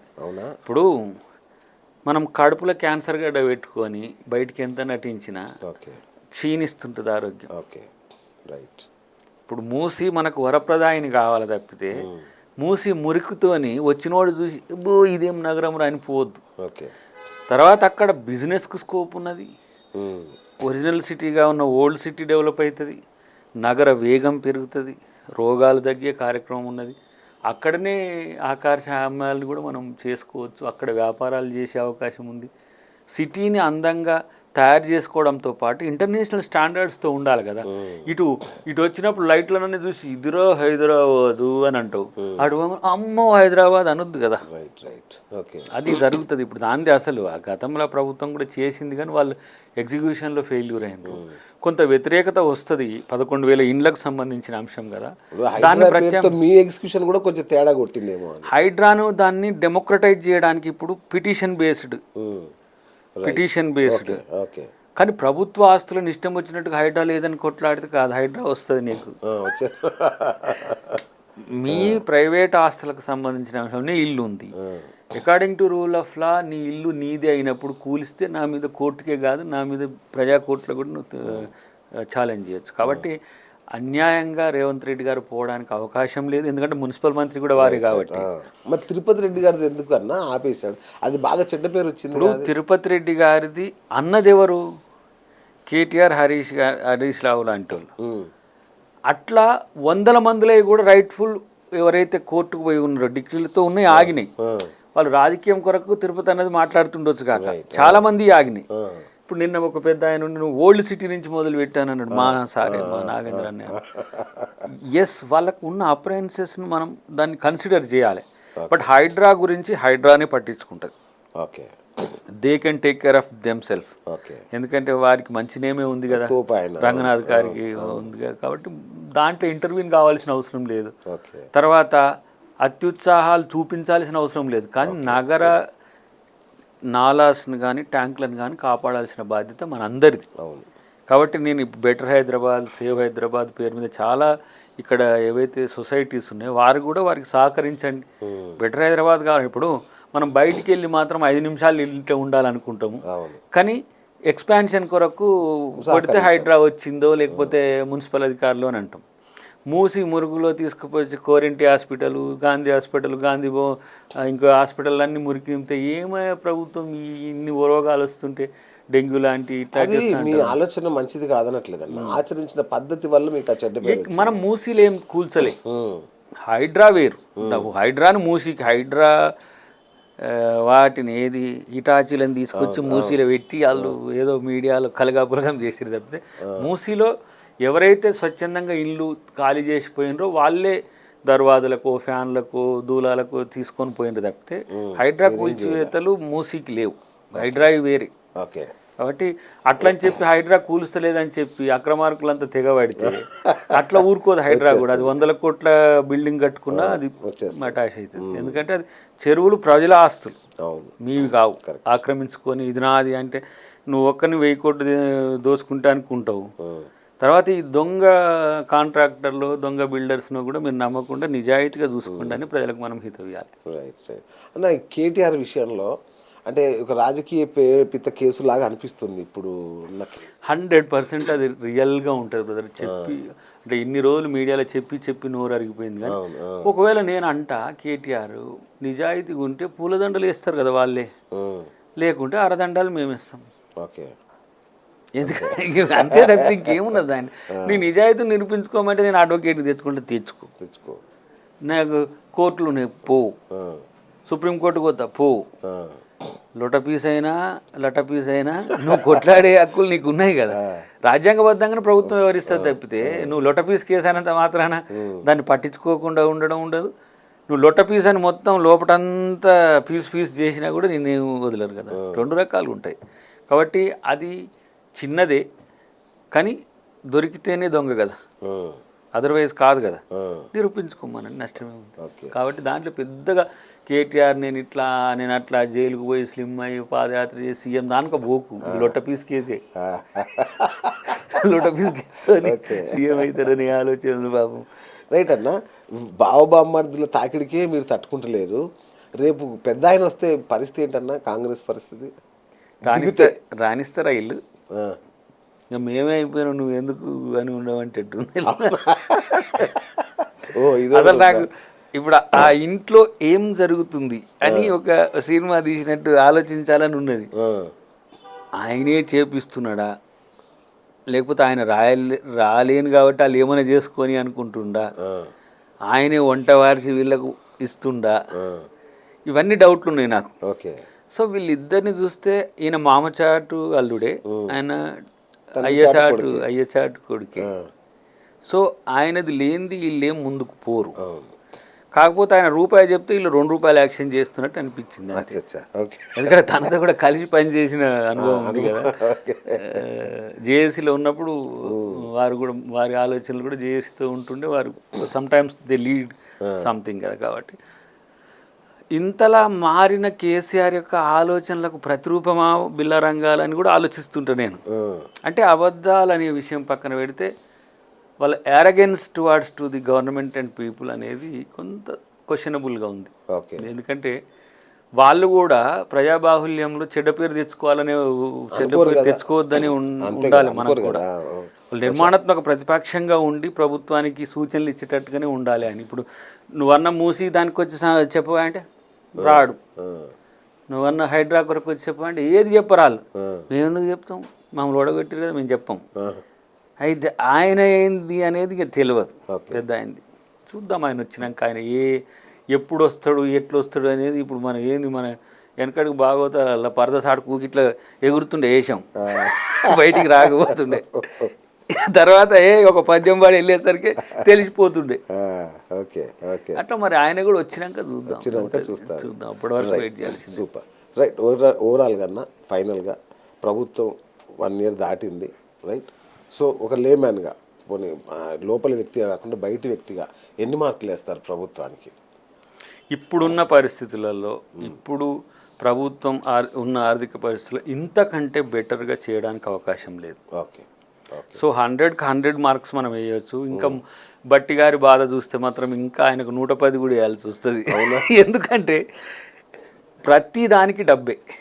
ఫినాన్స్ మినిస్టర్గా తను ఉన్నాడు, ముఖ్యమంత్రి గారిది ఎట్లుంటుంది, ఒక పథకం ఉంటే దానికి బయటన ఏంది చేయాలనేసరికి ఇప్పుడు సర్దుబాటు వ్యవహారాల్లో ఖజానా ఖాళీ ఉన్నప్పుడు తనఖాల సమస్య వస్తుంది, బ్యాంక్ అప్పుల సమస్య వస్తుంది, ఇన్ని రకాలుగా ఉంటాయి. వెనకటికి రాజశేఖర రెడ్డి గారు సీఎంగా ఉన్నప్పుడు రోషయ్య గారికి ఏం సమస్య ఉందో ఇప్పుడు రేవంత్ గారు ముఖ్యమంత్రి గారికి బట్టన్కి కూడా కన్ఫ్యూజన్ వచ్చింది. కానీ బట్టన్ అందులో బిజీగా ఉన్నాడా, బీటాక్స్లో బిజీగా ఉన్నాడా అని. ఇప్పుడు ఆ బీటాక్స్తో ఎక్కువ వినబడుతుంది. మరి ఇప్పుడు సేమ్ ఇదే ఈటల రాజేందర్ మనోడు ఇంకెవరిద్దరు ఊరు పడిగట్టుకుని అనడం కనుక బట్టిని టార్గెట్ చేసి అనడం తప్పితే ఎవ్రీథింగ్ ఏ నిర్ణయం తీసుకున్నా కూడా క్యాబినెట్ బేస్డ్గా ఉంటాయి.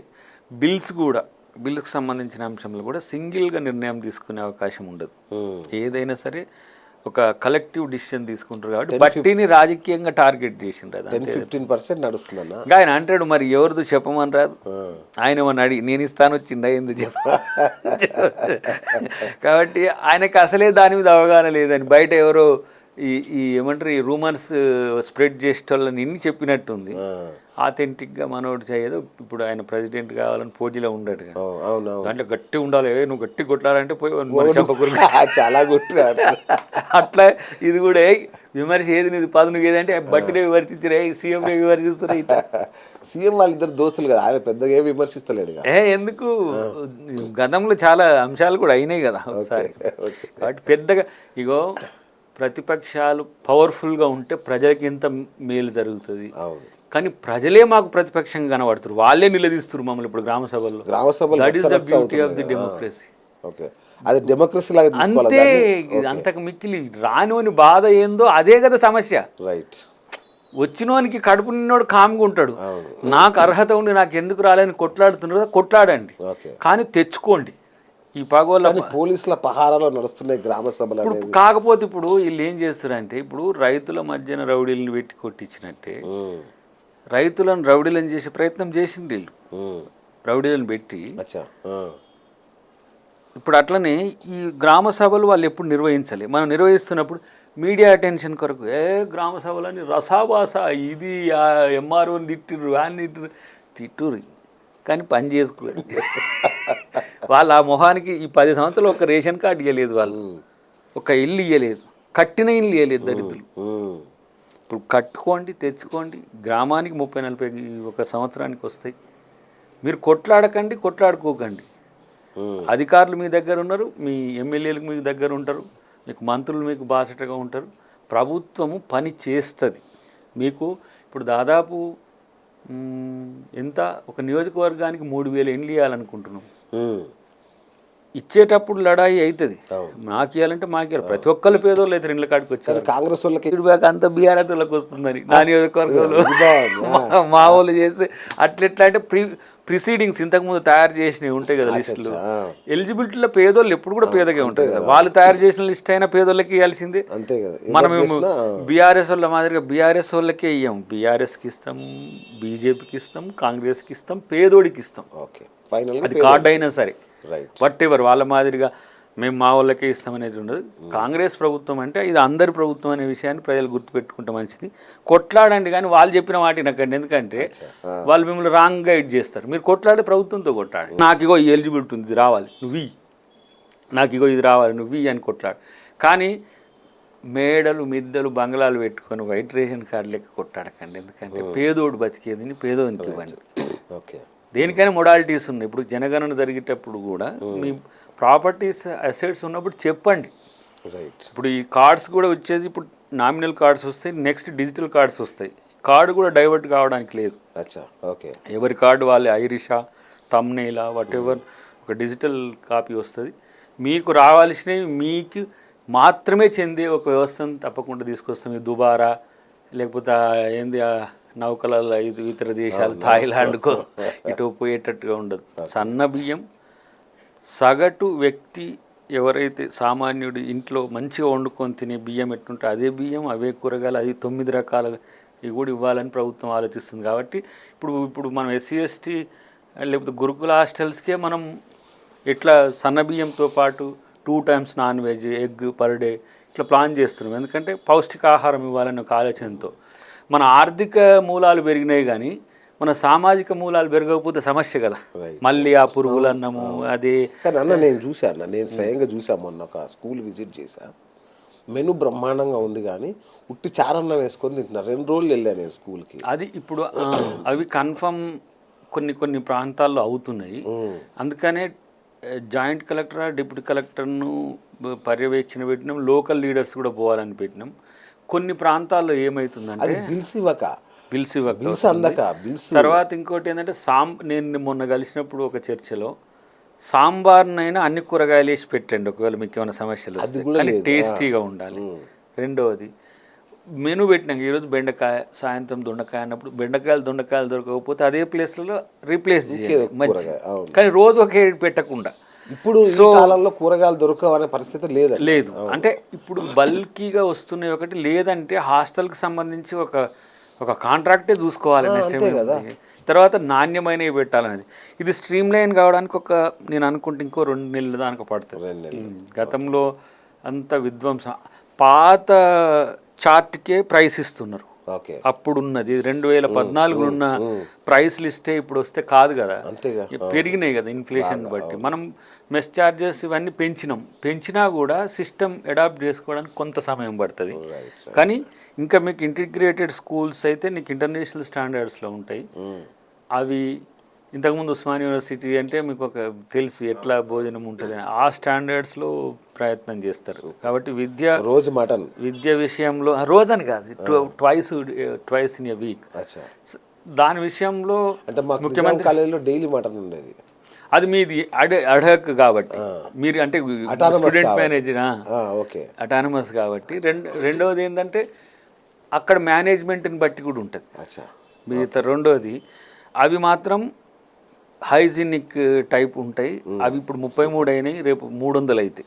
అది ముఖ్యమంత్రి గారి డ్రీమ్ ప్రాజెక్ట్ కూడా. ఏంటంటే ఉచిత విద్య ఎట్లా వేయాలంటే ఉన్న స్కూల్స్ని తీసేయద్దు, మనం స్టాండర్డ్ కట్టేస్తే అందరు వీడికి వస్తుంది. అది హాస్పిటల్స్ కూడా అంతే. డెఫినెట్గా హాస్పిటల్స్ కూడా ఇప్పుడు పబ్లిక్ హెల్త్ హాస్పిటల్స్ అంతా కూడా స్ట్రీమ్ లైన్ చేస్తున్నారు. లెవెల్ 2లో ఎక్స్పాండెడ్ మోడ్లో ఎట్లా నీకు దొరికే వైద్యం నేను ఇస్తా, నా దగ్గర తీసుకో, లేదు నాకు డబ్బు ఉన్నాయి ఇంకొక ఆడికి పోతా అంటే పో.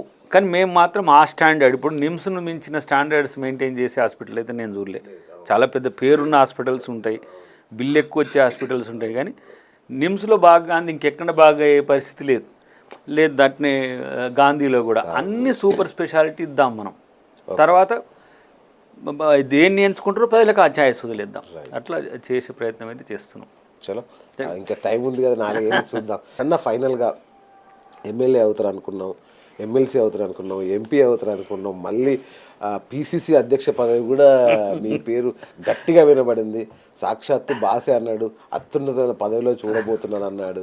మాకు ఆ శుభవార్త ఎప్పుడు వెయిటింగ్. మేబీ ఇప్పుడు ఈ 2-3 నెలల్లో ఉండొచ్చు, 2 నెలల్లో ఉండొచ్చు అని అనుకుంటున్నాను. గవర్నర్ కోట అన్న ఖాయం అవుద్దా? కావచ్చు మేబీ ఏదైనా. నాకు తెలిసి అయితే నేను ఆప్టమిస్టిక్గానే ఉన్నా అయ్యే అవకాశం ఉందని. నన్ను అకామిడేట్ చేసుకోవడం అనేది ప్రభుత్వం కూడా ఆలోచిస్తుంది అనే ఆలోచనతోనే ఉన్నా.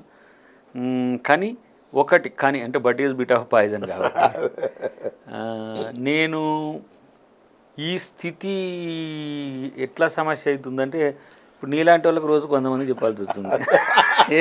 మీడియాకు డిబేట్స్కు దాంతోపాటు నడిచే కాచి మొదలు పెడితే ఎవ్రీడే నువ్వు ఆంధ్ర పోతే తెలుగు వాళ్ళు దొరికితే నా మరి కథ అయింది సార్. మీకెప్పుడు మీకే దీన్ని నివారించాలంటే నాకు ఏదో ఒకటి రావాల్సిన అవసరం నాకు అనిపిస్తుంది. సార్ అప్పుడేమో మంత్రి అన్నారు సార్, అప్పుడేమో పీసీసీ అన్నారు సార్ అంటే నాకు ముఖ్యమంత్రి తప్ప అన్ని పోస్టులు వేసారు. కానీ అట్లా కూడా దయాకర్గా ఉన్నాడు. కాబట్టి ఏది వాళ్ళు ఇచ్చిన అంటే ఇవి చిన్న అంటే మళ్ళీ ఒక వీడియో పెట్టుకొని మళ్ళీ జాతికి అంకితం చేస్తే అంటే ఎవరో మన మీద దాడి చేస్తే మనల్ని ఏమంటారు రాజకీయ హత్య చేస్తే అది వాళ్ళ సమస్య కానీ మనంగా చేసుకోవద్దు కదా. కాబట్టి దాన్ని బట్టే ఉంటుంది. మేబీ చట్టసభలనే ఉండే అవకాశాలు ఎక్కువ ఉంటాయి. వచ్చేంత వరకు వెయిట్ చేద్దాం. అది ముఖ్యమంత్రి గారు క్యాబినెట్తో పాటు అధిష్టానం కూడా దీంట్లో పాత్ర ఉంటుంది కాబట్టి ఒక్కరి మీద వేయడానికి అవకాశం లేదు. బట్ నేను మాత్రం పార్టీ కొరకు గతం కంటే రెట్టించిన ఉత్సాహంతో కొట్లాడబడును.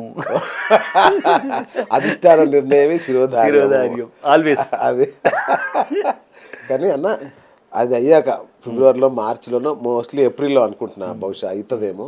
అప్పుడు మాత్రం మళ్ళీ నేనే వస్తాను, కలుద్దాం, మళ్ళీ కలుద్దాం. అది అప్పుడు విత్ పవర్ బ్రహ్మాండంగా కలుద్దాం అన్న. That's it. థ్యాంక్ యూ అన్న and all the best. Thank you so much అన్న.